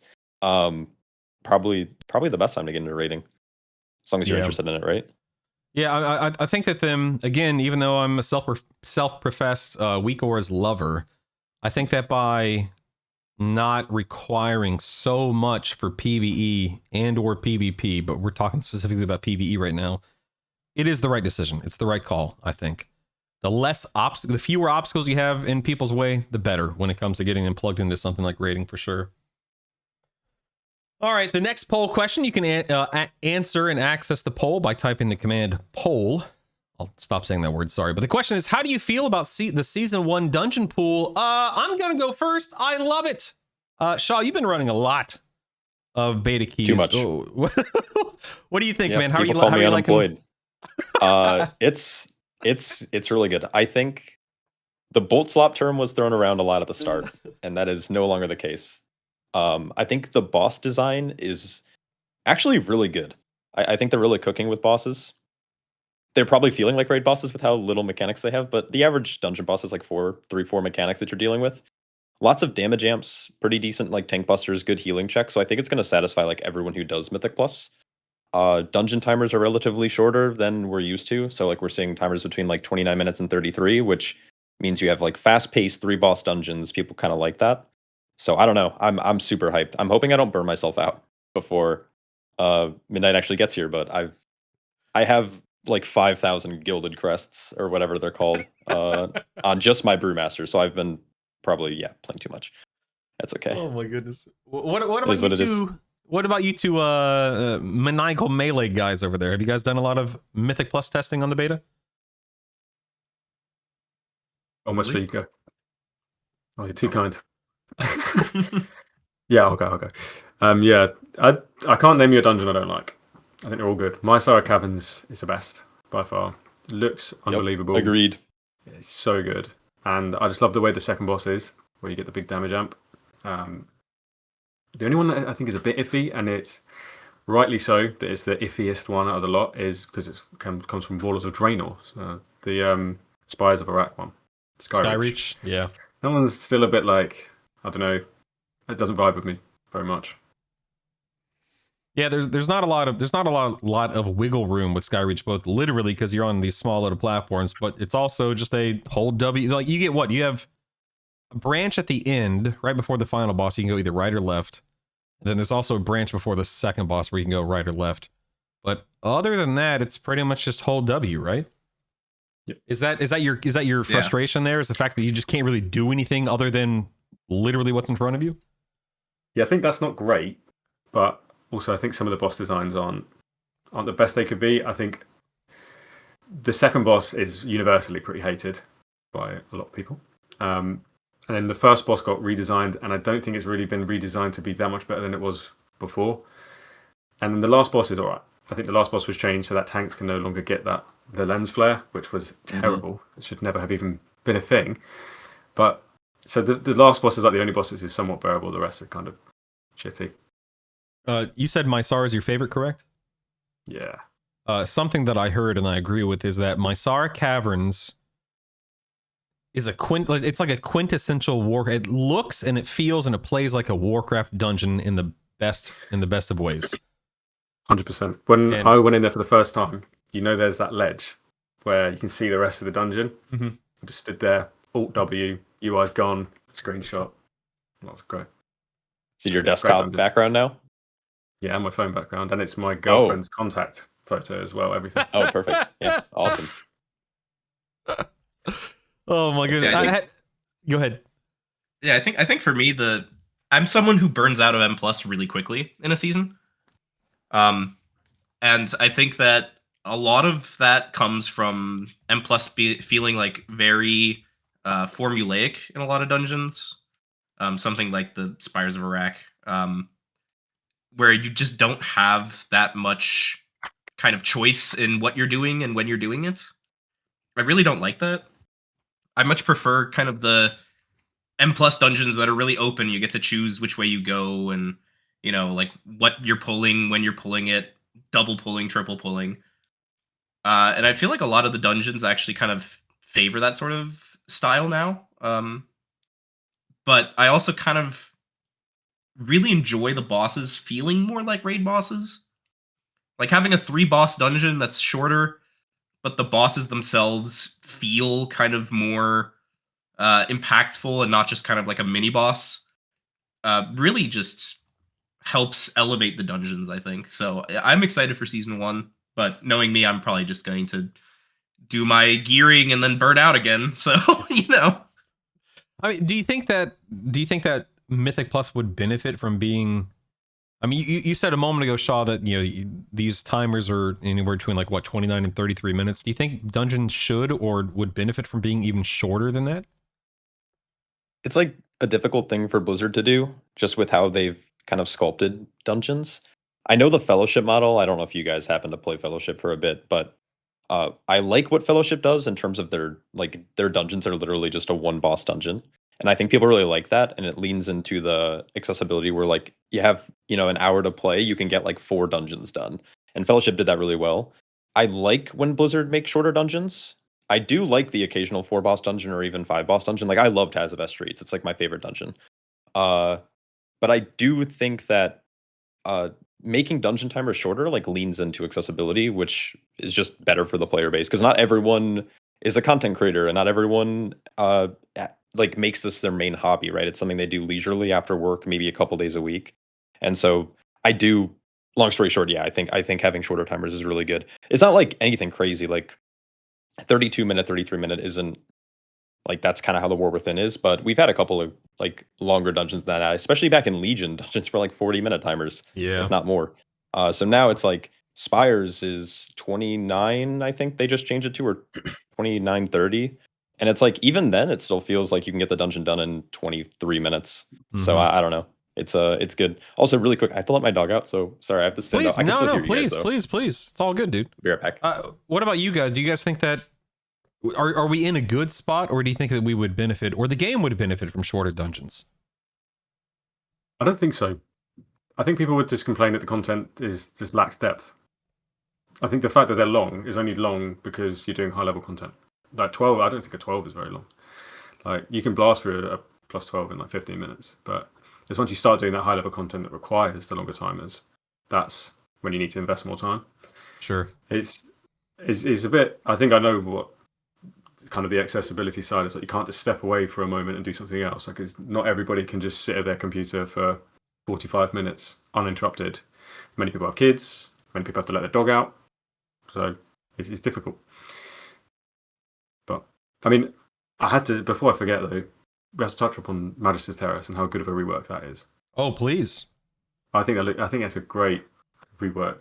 It took me a runner. I mean, I was playing back in TBC when Majesty's Terrace first came out. I'm old. We know that. But it took me a run or two runs from be like, oh, wait, this first boss is where that council fight, not council fight, but it's like where that 5 boss fight was. And the second boss is where Kael'thas was. And I'm like, oh, I know what this place is. This is awesome. Yeah, I like it, man. I like it a lot. Yeah, I think it's so sick. I would like doing damage and doing loads of AoE and doing just as much damage as physically possible, even if it's just shitloads of AoE. I love that. I love dungeons where I can do that. What you're telling me is loads.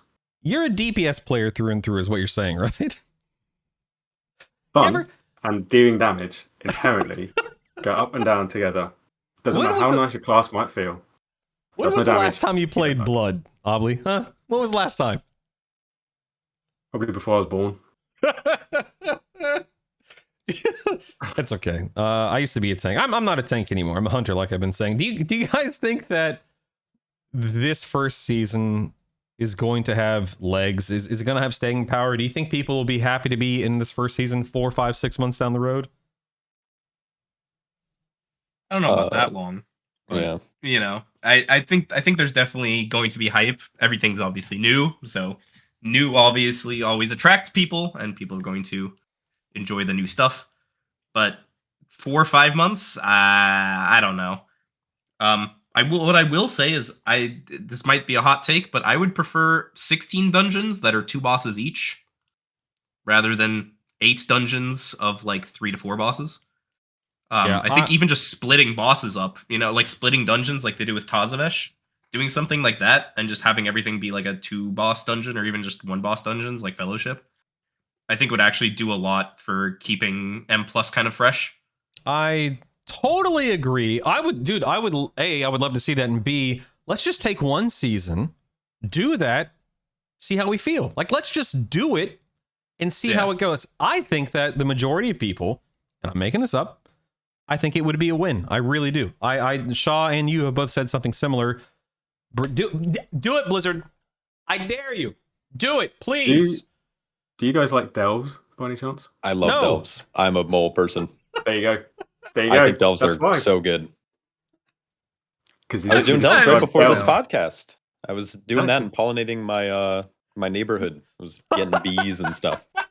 To me, why is that funny? That's the best content. I feel like delves are the shorter dungeon content. Yeah, that's how it kind of describes it to me. I kind of have are good issues with delves as a rogue, because I either stealth past 80% of the delve, or I can't stealth past 80% of the delve, and then I get meleeed in the face and instantly die. So my delve experience as a rogue is not ideal, but the content itself is pretty good. Yeah, I wasn't laughing at you. I was laughing at how you said you were pollinating the neighborhood. I'm assuming you meant endeavors, correct? Yes, I was endeavoring. Okay, I have the mole men in my neighborhood. Spreading his seed, as they would say. Yeah. Maybe phrasing was off there, but no, it's all good. It just made me laugh. Yeah, it related to delves because the mole people from I understand the Dragonflight Zone are in my neighborhood now. We're gonna talk. We're gonna go ahead. No, it's just talking, we'll be talking about delves here because I want to talk about Labyrinths in a few minutes. But real quick before we do move on to this final big topic, do you think that class pruning, the combat add-ons, blah blah blah blah, do you think this first season can it or has Blizzard positioned it to help players acclimate to Mythic Plus? Are they going to help? Is this first season going to help people get comfortable, familiar, better? Or is it just a fun season because we've all been running Mythic Plus for 10 years and it's all pretty chill? I have a huge rant for this, but I'll let someone else go if they want. Always yours. I I've been pretty vocal, especially in like the last week or two, about how disappointed I am with how like my class specifically in spec has been pruned in such a way where like there's no skill expression. It feels like I say this as a tank, like that's just ironic, but they've gotten rid of all like the cool fun things that like made Monk really enjoyable and was able to show like why someone like me who's able to play the game more actually treats it like a hobby or even like a sport, compared to like the average person who was like a Windwalker player who can play like once a week and then decides to tank a key for his friends, you know.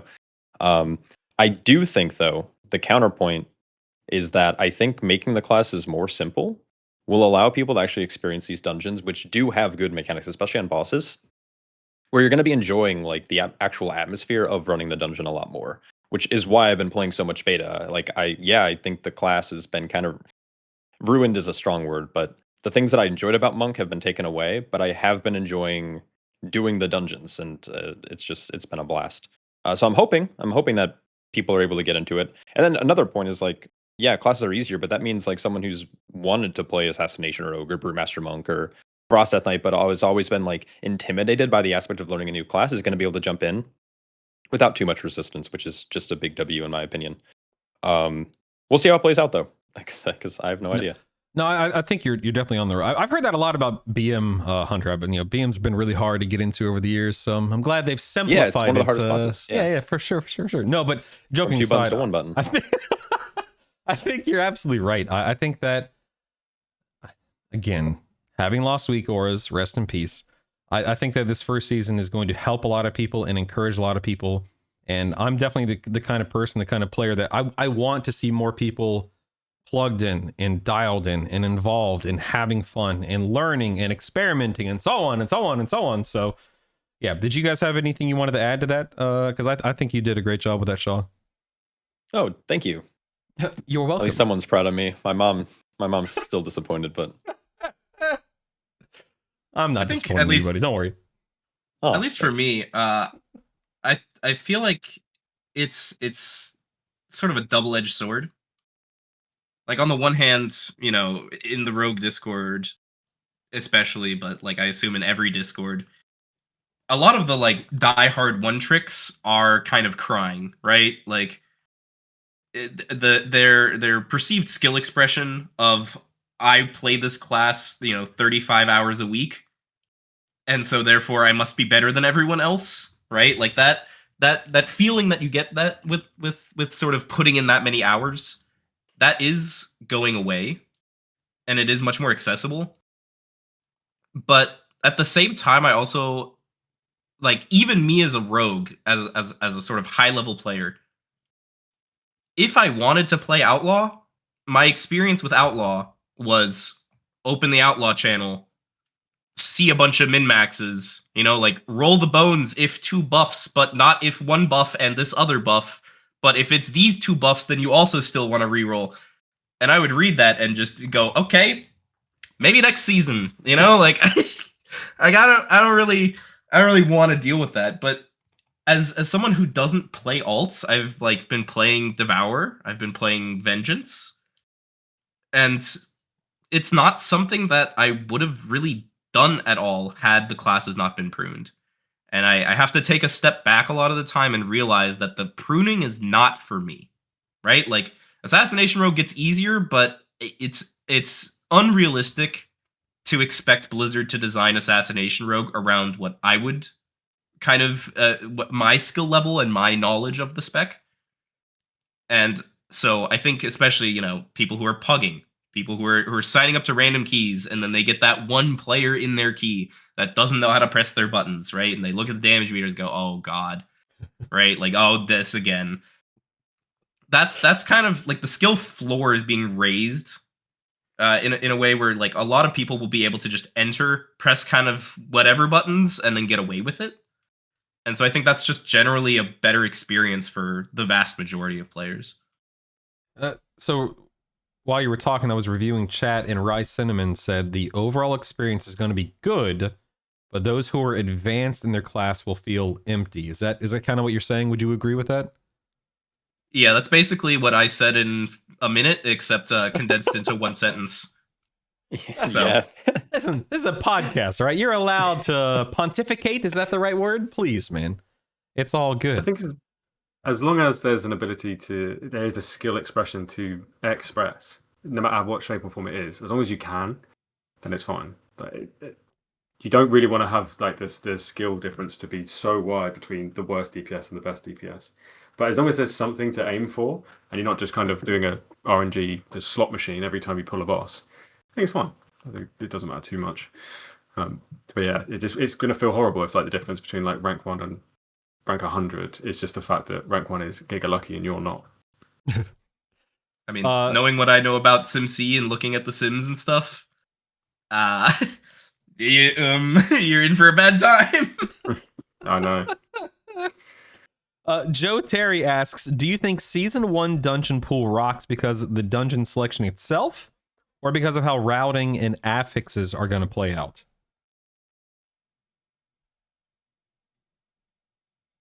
Not sure about the affixes. Yeah. I don't know. I think all the dungeons just look good. The reworks are good. I tell you what, I don't like Den of Nelorak, so I'm glad that that's not in the Season 1 dungeon pool. I don't like that one either. I don't know what it is. Wait, why, I agree why with not? you. What's wrong with Den? I don't know, It's just man. that bit where you have to like run. Yeah, I just don't like how long it is. That's the best dungeon. I'm so sad it's not in the first pool. You're wrong. You get You're to wrong. fight bears. You're it's wrong. Bear, and then bear dreams, man. Have you ever? Yeah, all right. Okay. I think it's such a trippy dungeon. That's so. I bet you it's like Throne of Tides as well. No, that dungeon. No, that was terrible. No, I don't know. I just don't know what it is about this dungeon. It just feels Maybe I'll like it it by the the time running? Season 2 rolls around. It's that like like- bears on crack, and then you get to go into their dreams. It's so sick. It's the windy bit. The windy bit where you have to Oh. fight the wind all the time. Oh, there's a counterplay. You stand in the little snow piles. Yeah, I know that. Oh, okay. It's just shit You're in in the UK. You just that's advanced. What's Let's going take that. on? Okay. I don't know. Yeah, I there feel we for go. my other party members. I'm very sympathetic. Oh UK. yes, of course. Yeah, Death Knight complaining about Absolutely. knockback. Okay. Yeah, Okay. yeah. It's like I what? don't disadvance in solidarity to my party. I took it off my Oh bar. goodness. That's insane. This discussion's poll asked the question, how do you feel about the Season 1 dungeon pool? And the response was mixed at 37.5%, but right behind it, 33% of people said they like it. Only 25%, which is me, say they love it. So for those of you who are listening and or want to leave a comment, why mixed? Like, what is it about this first pool that leaves you mixed instead of liking or loving? That's a genuine question. I would like to know your reasoning. Guys, I don't know if you were paying attention to WoW this week, but they released a midnight roadmap. Don't know if you know that or not. The last poll question asks the question, does the midnight roadmap make you more confident in the expansion's future? You can vote on that now by typing in the command poll. But what do you guys think? Good, bad, kind of exciting, kind of meh? What do you guys think about the roadmap? Did you even know a roadmap released? I'll chime in with Please. the raids. The fact that they're going to do like those intermittent raids, I think that's great. I think it was well good. I've been asking for that for ages because the way that the raids have been going the past couple of expansions has been boring. And yeah, I think these like little one boss raids here and there would be great. So When's the last time they did a one boss raid? It was BFA, right? Unot? Was it Crucible? Is it really Crucible? Was that I believe- how I long it's believe been? I mean, So, Crucible, yeah. Crucible is 2. Isn't that right? like Crucible's 6 2 years bosses. ago or 8 years ago or something? It was BFA, yeah. It was 2019, I believe, right? Jesus, that's so long. I think somebody can correct me if I'm wrong, but I think it was 2019. Yeah. So Obli, Back when Brutal had hair, you know? What? Oh, listen, I've been bald since my 20s. Thank you very much. All right. So like the 1950s or? Man, it's weird being the old guy. I used to make fun of the old guys. Now I am the old guy. No, I totally agree with you, man. Listen. I'm at my core, even though I've had the biggest break from raiding I've ever had over these past few years. I'm a raider at my core. I love the fact that more raids are coming. I'm excited for it, etc., etc. What do you have to say? And this is something I brought up on my stream the other day. Good or bad, whatever, however you want to look at it. Do you think it's better with they're doing what they're doing by introducing an entire new raid, or do you think it would make more sense for them to add a boss or two bosses into the existing raid? I mean, I guess the new raid, it's more exciting, right? Because it's a whole new area, blah, blah, blah. But do you think there's anything to be said about just adding bosses? It's a pretty cool take, to be fair. I don't know how the logistics would work with adding those two bosses. I guess they would just have like the area already made. But I think it's easier for them to just fully create just a new raid because they can just make that instance fresh. And obviously, if it's an instance made for that boss, they can implement some techie stuff like dragon riding or something. But bring back mythic phases, actually. Like end bosses with secret mythic phases. Bring those back straight away. Yes. Oh, the one that springs to my mind immediately. I'm sorry, did you have more to say? I don't want to interrupt you. No, I'm done. Dude, Mythic Imperator Margok in High Mall, last boss in High Mall. Yeah, dude. Phenomenal. Man, I loved that fight. That was probably my favorite secret mythic phase boss fight ever. Full stop, period. Absolutely loved it, man. I don't know if you guys have a take on that. WoD was a very long time ago. WoD was a very long time ago. I Once did again, not back showing then. your age. That may be true, but nevertheless, it was a good boss. All right. I don't know what it is about Cho'Gall just showing up there at the end. Just, oh god, it was so cool. It was cool. That was so before good. they streamed, right? Like that was before the Race to World First and Yeah. everything. So when you got there, like I think more people got to experience that kind of unique aspect of like, oh shit, that's Where'd happening. this guy come from? This is cool. When was the last like secret mythic phase? I don't even know. They just Galley didn't crap. have he just didn't have mechanics. All right, was a other than secret. Galleywigs, when was the last one? I wonder. I don't know. I can't recall off the top of my head. That's nuts, man. Yeah, Mythic Imperator Margok, big fan. Go ahead. Was it N'Zoth? Was that secret Jailer? or no? I don't remember. I think it was Jailer, no? Did Jailer have a Maybe secret mythic Jailer. phase? Yeah, what was the Yeah. jailer phase? I don't even know. It was like that he Jailer had healed, the- right? Yeah, he had like the healing thing that you had to do. And you just I brought quit- a Venthyr Fire Mage and it negated it or something. Yeah. I quit Or after Shadow Priest Nathria. or no, Mind Games. Mythic Yeah. phase, or was that just a mythic mechanic? I don't know. I don't remember. What do you guys think about Prop Hunt? I'm a big fan. I think Prop Hunt's going to be a lot of fun. What do you guys think? Yeah, it'll be alright. Yeah, The people who like it all will right, like it. The that's people who don't. I Does don't anyone know if It's fine. Does anyone know if you can pass in it? If you You can can, parse, I mean, yeah, you'll definitely be Ranked, interested. Yeah, ranked I'm in. prop hunt. yeah, ranked leaderboard. I don't That'd think so, actually be buddy. But Solo So- shuffle prop hunt. here's the question. All right, so much like housing, we can get into this as much as you guys want, but like, how important is the message of Blizzard saying not everything needs to feed into progression?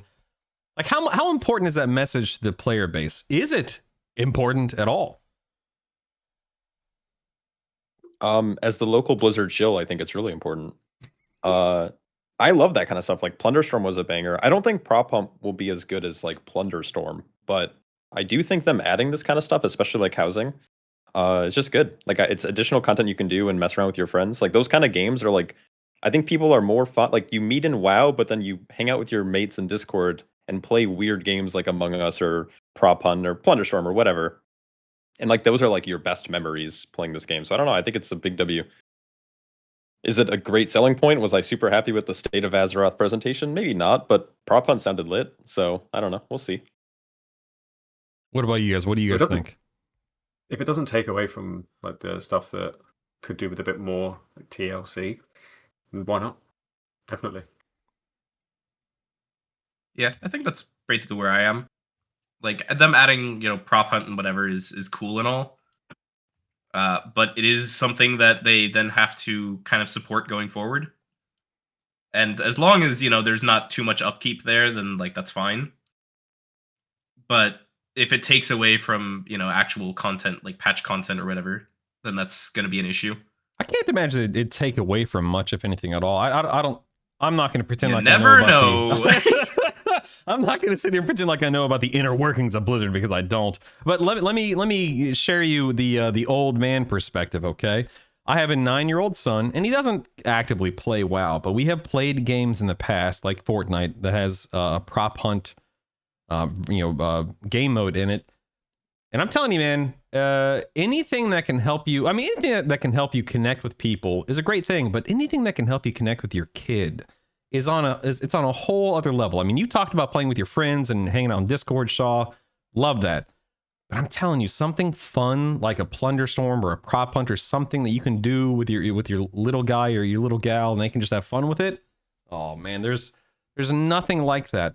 And you know, even though my kids don't play WoW and they clearly don't raid, if it ever gets to that point to where they want to play WoW and they want to raid, I mean, I'll be in hog heaven, as they say.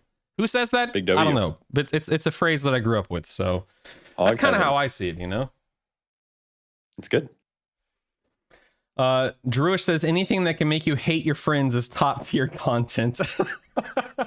I want to know, like, from a streaming standpoint, how am I supposed to play prop hunt with viewers? Because they'll see my screen. That's not fair.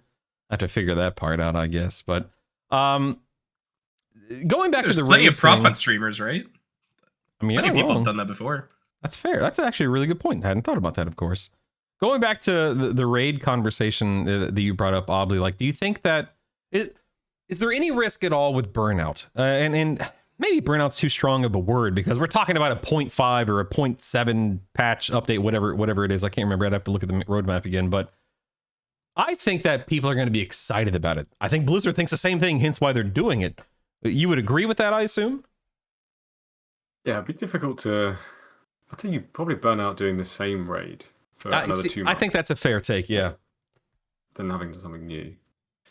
Yeah, especially if like some class changes come with it, then many people will be excited to use those class changes in a new instance. I think it's good. Okay, so one thing that we talked about earlier, we talked about Tazavesh earlier and whatnot, right? Mega Dungeon. I'm not a fan. I don't like Mega Dungeons. Maybe that's a hot take. I don't know. But let's talk about Labyrinths for a second here. What do you guys think about this Labyrinth system? You guys play Delves. You guys said you like Delves. You were doing a Delve before the stream, before the podcast, Shaw. What are you thinking about this Labyrinth announcement? It's good. I don't really have any takes on it because we know what it is, like the concept of it, but we don't know how it's going to actually interact. Right. But I don't really play other games. Like I dabble in Minecraft every once in a while, but for the most part, like I'm on WoW or I'm on beta. And so content like this is really nice for me. So on nights where I don't have anyone on like who wants to do keys, because I'm not someone who does like my weekly 12s, like I'm either pushing or I'm not. And so like going into Delves is just like a way to like do something in the game. And you know, there might be collectibles or I might be like gearing up alts or getting any kind of currency. So I don't know, like I think Labyrinths are dope. And I think since like the start of the War Within and even going back to like beta and alpha, to where we are now with Delves, I think Delves have come a long way, and I think them iterating on it even more is just a big W. I don't know. I like them adding all these other systems. It's no longer just raiding Mythic Plus and PvP. It's now you have people who enjoy Delves. You still have World Quest. You have Prop Hunt now. Housing is huge. So I'm all for these kind of systems. So I'm excited. I just don't have any thoughts on it yet because you know we have very little. That's not coming out till like 12.1.5. Yeah, right? It's a ways out. Yeah. Let me. So it's like again. It's still a while out. Yeah, 12.1. So we're looking at autumn of this year. Go ahead. Yeah, I was just saying, like, I don't know, like the Labyrinth stuff sounds cool, prop hunt's cool and everything. The thing that kind of, I wouldn't say it disappointed me, but it just kind of is more of the same, is that most of the roadmap is like, guess what? The new patch will have a new raid and a new zone, and it's gonna have a new dungeon. Like, yeah, we were all expecting it, you know? Yeah, the best part when he was like, I can't wait to share this with you. I can't share it with you. You know exactly what it is, because it's the same thing that it always is. Okay. Yeah. Here's my take on that. Are you done with your thought? Because I don't want to interrupt you. I don't think once, so. just spitting out just words. Okay, so yeah, it's just a constant flow, you know? Yeah. I have heard a lot of people online, Twitter, Reddit, you know, the usual places, right? Complaining that the roadmap didn't really unveil anything, and oh my god, Blizzard's focusing on housing so much. And from where I sit, here's my take. I don't know what I'm curious to know what you guys think about this. Blizzard, announces the World Soul Saga. We've got Midnight coming out in a few weeks. they don't need to convince the majority of people who are actively playing and subscribed to continue subscribing. Most of us are in, right? But how are they supposed to reach the people who have either never played or who have quit and they've gone on to do different things? When they announce a new expansion, much like you just said, people know what to expect. It's WoW. It's been out for 20 plus years. Raids, dungeons, zones. And I think one of the reasons why they're hammering housing so much, and I think this is a good decision from a marketing standpoint, people know what to expect with WoW, but holy crap, you're talking housing is out now? What? This is new. Tell me about it. You can go and collect things. There's decor. You can go and kill old raid bosses. You have events. You have this, that. Wow, this is a new system. It seems to be doing well. It seems to have a lot of nuance to it. That's interesting because I've raided before. I've done dungeons before. Been there, done that. This sounds cool. I mean, do you think that's why Blizzard is hammering housing so much? Is because people know what to expect with WoW otherwise? I mean, it might be cynical of me, but or maybe even pessimistic. But I think they're hammering housing so much because there's just nothing really else to hammer. they could hammer like, oh, we're bringing 8 bosses, right? And it's across 3 raids, and like, oh, there's a new dungeon pool or whatever. But like that doesn't have any marketing value. And housing is kind of the thing that has marketing value. Like even the prey system is like not really marketable. Like you explain it to someone, it's like, okay, well, you're out in the world and you get ambushed. And that's it, right? Like that's just the system. So what are you grinning at, Shaw? What are you doing over there? You said you like the prey system, right? No, I'm just like kind of smiling because like it's true. How do you hammer home like, yeah, you're in an open world and you're getting attacked? It's like okay, that sounds like just any MMO. That's what I'm kind of grinning at, but it's just sure. It's funny because when did they start doing the roadmap? Was it Shadowlands or was it Dragonflight? I don't remember. Does it was anyone Dragonflight. remember? I think it was Dragonflight. I thought it was Dragonflight, but I remember like when they first did it, everyone was like so excited. At least maybe it's like the people that I'm around in my social circle, but it seemed like everyone was like, "This is awesome!" Like Blizzard's being transparent, and now we're kind of used to the roadmap arc where it's like before new content they kind of release this roadmap and everyone's kind of jaded and they're like, oh, it's the same stuff, but it's like at least the way that I look at it is they're being transparent-ish.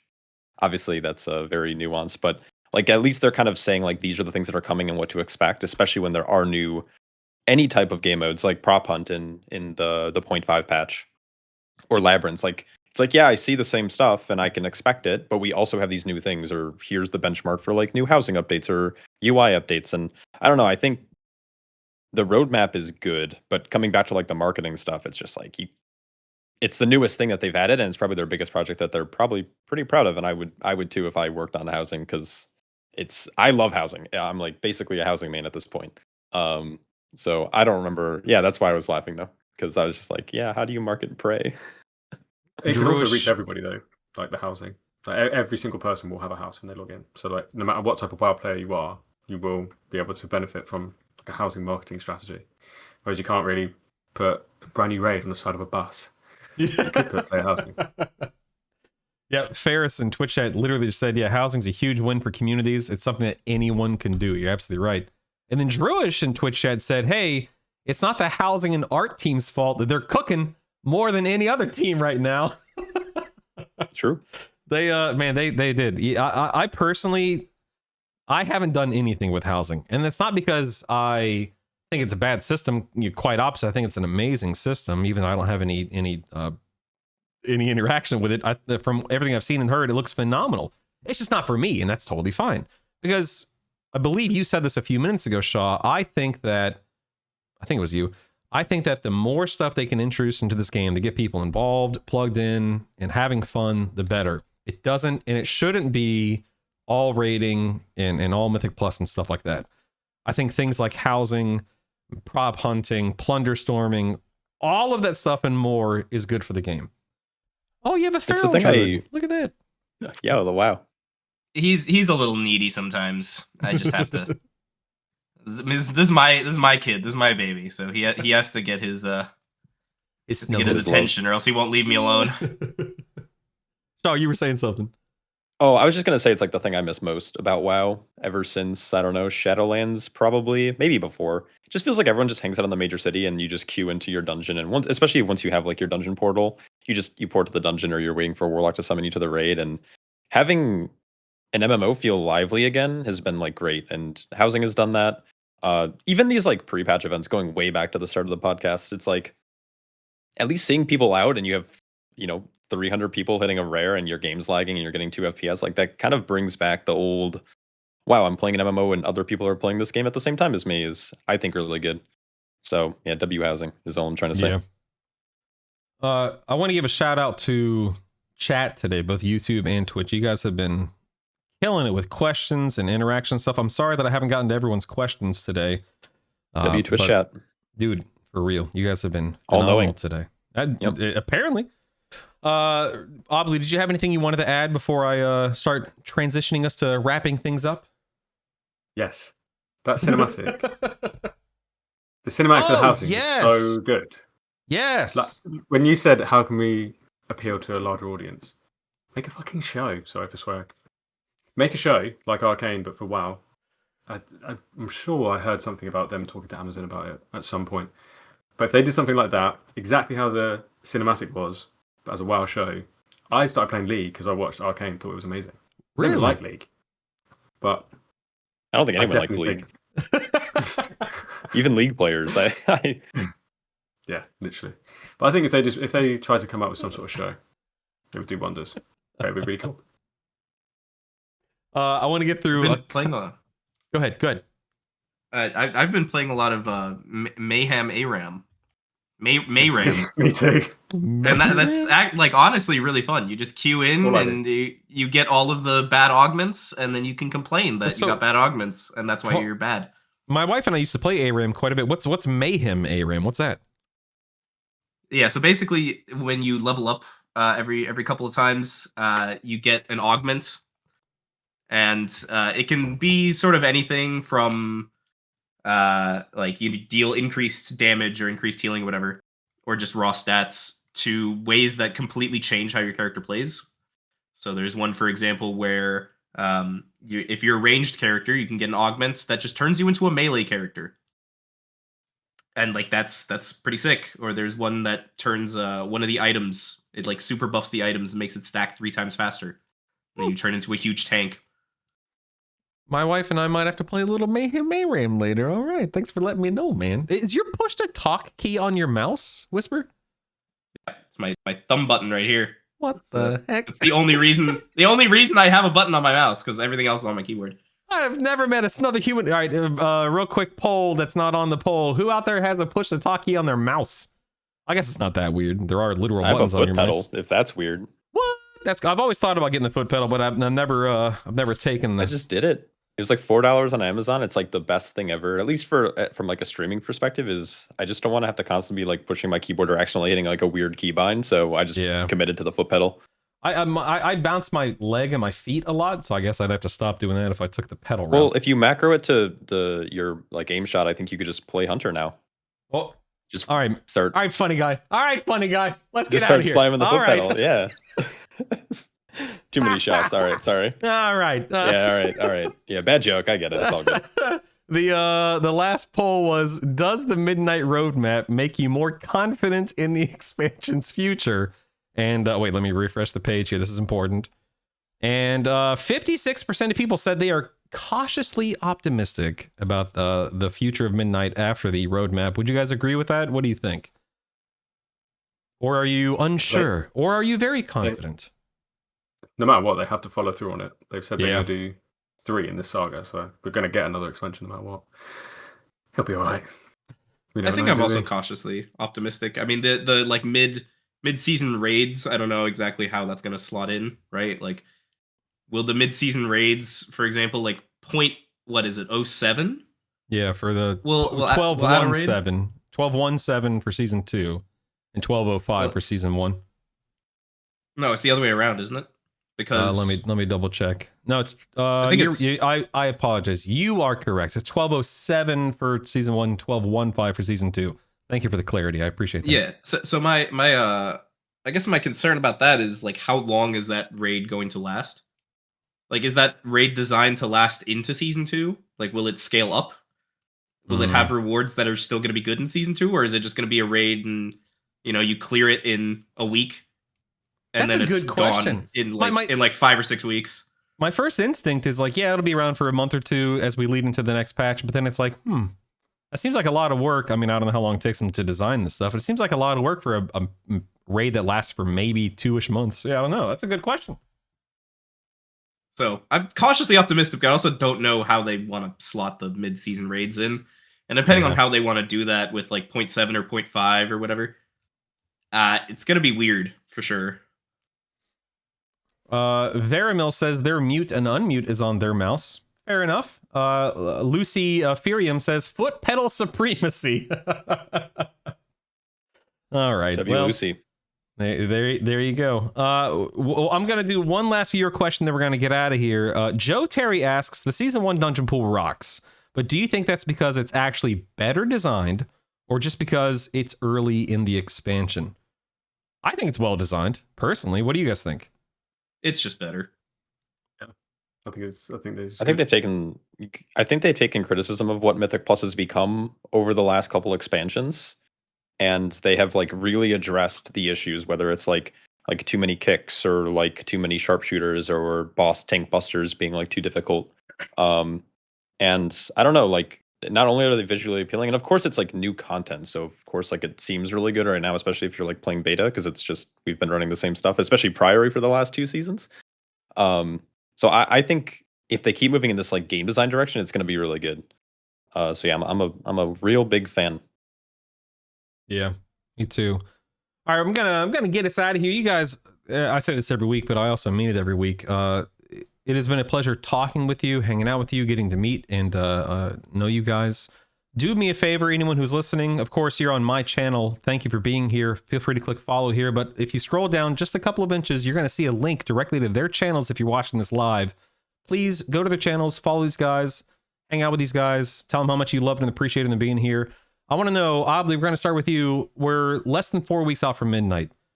Are you doing anything IRL or in-game to prep for midnight, or are you just kind of hanging out and waiting for the ball to drop? I like to book a week off work when everything comes. So I've done that. Now, I'm doing a lot on. Are you saying you're taking a week off like when it launches, or a week off when Season 1 launches in mid-March? Both. I've got fair enough, a lot of holiday to use, and I'm using it. But in terms of real life stuff, I don't know about real life, but I am putting together loads of content for DKs if they are looking to raid or looking to do Mythic Plus. I'll have loads of sort of guides, written stuff, loads of stuff that they can watch to prep themselves before they go in. Because I do loads. I'll watch loads of like alpha, beta, raid testing, dungeon testing. I mean, I've already done it. So I've got all the know-how, and I'll pop that into a document and get it all over to DK. So if they want that, they need to be in my Discord. That's the main thing. Okay, so go follow Obli on his YouTube, his Twitch, jump in his Discord, and Obli, I'm going to put you on the spot. What kind of sub goal would we have to run on Twitch for you to play Hunter this first season? 1 million subs. What about as an alt? What about your main alt? 2 subs and I'll play Elemental Shaman. Okay. What? I didn't say Shaman. Hold on now. Wait a second. Pump the brakes. That's as far as it goes. All right, funny guy. Sean, I heard what survival is really fun actually with the I've heard the same shotgun thing that they have. I've heard the same thing. I'm not a melee survival. I'm very anti-survival because it's melee, but don't get me talking about that. Shaw, what about you, buddy? What are you doing for these next few weeks while you're waiting for midnight, both in game, out of game, whatever? Well, out of game, I'm normally thinking about the game, so it's mostly I'll just prep for midnight. So between like I'll be doing a ton of beta testing, but I normally do like a bunch of like dungeon guides mostly. So like routing, boss guides, stuff like that. So that's mostly what I'm prepping for. Also, I don't know if you guys do this, but like I normally spend pre-patch events like super cleaning up all my characters. Like Yeah. I clear out my bank, clear out my bags. I like organize all my gear. I get rid of everything that I don't need anymore or like I don't plan on leveling with. I make sure I have like trinkets set up for leveling. Like that's normally how I spend pre-patch events. So today I like cleared out my warrior. So between that and just working on YouTube content, yeah, I'll be there. All right, how many subs for you to swap to Prot Warrior as your main? 1. I'll do it right now. 0. Brewmaster that bad? Is that what you're saying? No, it's just it's like really weird. Tanks are like I kind of mentioned this earlier, but most tanks are like this. I can't even like complain about brew, but it's like tanking is now you have your mitigation, which you'll keep up all the time. There's no like skill curve there, and your rotation is like 2 buttons, and you react to procs, and it's still the same 2 buttons. So it's like you're now able to focus, which is good. It's good for a lot of players. You're able to just like focus on, the pulls you're doing and making sure you're kicking the right thing and taunting the right mob. So I think that's better for most players. It's just as someone who's like an elitist, I like min-maxing my buffs. So, but yeah, most tanks are in a pretty good state, I'd say. So people need to go follow you on Twitch, YouTube. I assume you have a Discord, obviously, considering we're hanging out in Discord. So make sure you go follow this guy. Is that right, Mr. Shaw? Yeah, those are the places I do stuff. Very good. So yeah, if you want, great. If not, no qualms. This is a requirement. You have right? to. It's a requirement. Whispyr, True. bring it home, man. What are you doing these next few weeks, other than hanging out with your IRL feral druid? Guides. such as life at Wowhead, you know what I'm saying? Like, if a patch comes out in 4 weeks, that means guides need to be done in 3. So, how's it coming along? Are you ahead of schedule? Stressful like always, especially going into new expansion. Changing guide formatting and all that stuff is always a little bit of a headache, but looking okay. That's a nice mustache you got there. That was perfect. Oh my goodness. This guy, I don't even know. Where do you want people to find you and or follow you? YouTube? Basically just YouTube. I have a Discord. I don't really do anything with it, but people can find me everywhere basically. YouTube, Twitch, Rogue Discord. I hang out a lot of the time. I also get pinged everywhere else in all the other class Discords. So it's very difficult not to find me. Let's put it that way. Well, again, please make sure you guys are following my channel. We'll go follow their channels. Hang out with these guys. We have literal weeks, as we've been talking about, heading into midnight. So if you're tanking, if you're meleeing, if you're hunting, there's somebody on the stream today that would love to hang out with you and talk shop. Thank you guys for being here. I genuinely appreciate it. Thank you so much. I'm not going to announce the guests for episode 14 yet. You're gonna have to watch the recorded video tomorrow. I'll announce them at the end. Gotcha. But I do have guests lined up for episode 14. I'll be doing 14, 15, 16. Then I'll be taking a break for the midnight launch, and we'll be coming back season 2 sometime in March. So thank you guys again. Anything you want to say before we get out of here? You're welcome. Thank you. You're welcome. Anything you guys want to say before we get out of here? You're welcome. All right. Well, I'll say it for him. Go follow him, Dagnabbit. Listen, we're content creators. We need interaction. Hit the bell. Yes. Yes. You guys are fantastic. Sub to BrutallStatic. Oh, that's very nice. Go sub. Remember, 1 million subs on Obli's channel, and he's gonna main hunter, right?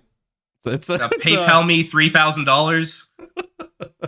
That's the thumbnail and clickbait title right there. Give yourselves a round of applause. You guys are fantastic. Thank you for tuning in to episode 13 of Brutally Honest, a WoW podcast. My name is Brutall, and I'll see you next week for episode 14. Enjoy your week, and we'll see what happens over these next few days, and then, frankly, over these next few weeks when it comes to add-ons and stuff. But anyway, get out of here. Appreciate you guys. We'll see you next time. And that is a wrap on episode 13. Next week, we have Shelly, Eisen, and Boggy. And one of the things I love most about the podcast is meeting people that I've never interacted with, that I have never sat down with. And next week, I am super interested and excited to meet these guys. And it truly is the highlight of my week, being able to interact with people that care about the same stuff I care about and enjoy the same things I enjoy. And I really hope that comes across in these little interviews, these podcasts. And I hope the same is true for you guys, because getting to find these other content creators that do what they do, that do such a good job, and being able to connect with people that maybe resonate with you, nothing like it. So hat off to the guys today, Shaw, Obli, and Whispyr. Thank you guys. If you guys wind up watching this or listening to this, thank you for taking time out of your week, and very much looking forward to doing it again next week. Don't forget that there are only a few more episodes this first season before Midnight launches. I will be taking a short break when Midnight launches just to enjoy the game, and I'll be back mid-March for season 2, whatever that may look like. I'm hoping to improve the show in on any number of ways, maybe a new overlay. Maybe, I don't know, we'll see. But if you guys have any comments, if you guys have anything you want to talk about in regards to this episode or about what you want to see in season 2, let me know. My name is Brutall. I'm still sick, and I'm getting out of here because I want to go relax. Appreciate you guys. Have a great week. I'll see you next week for episode 14. I'm leaving. Bye.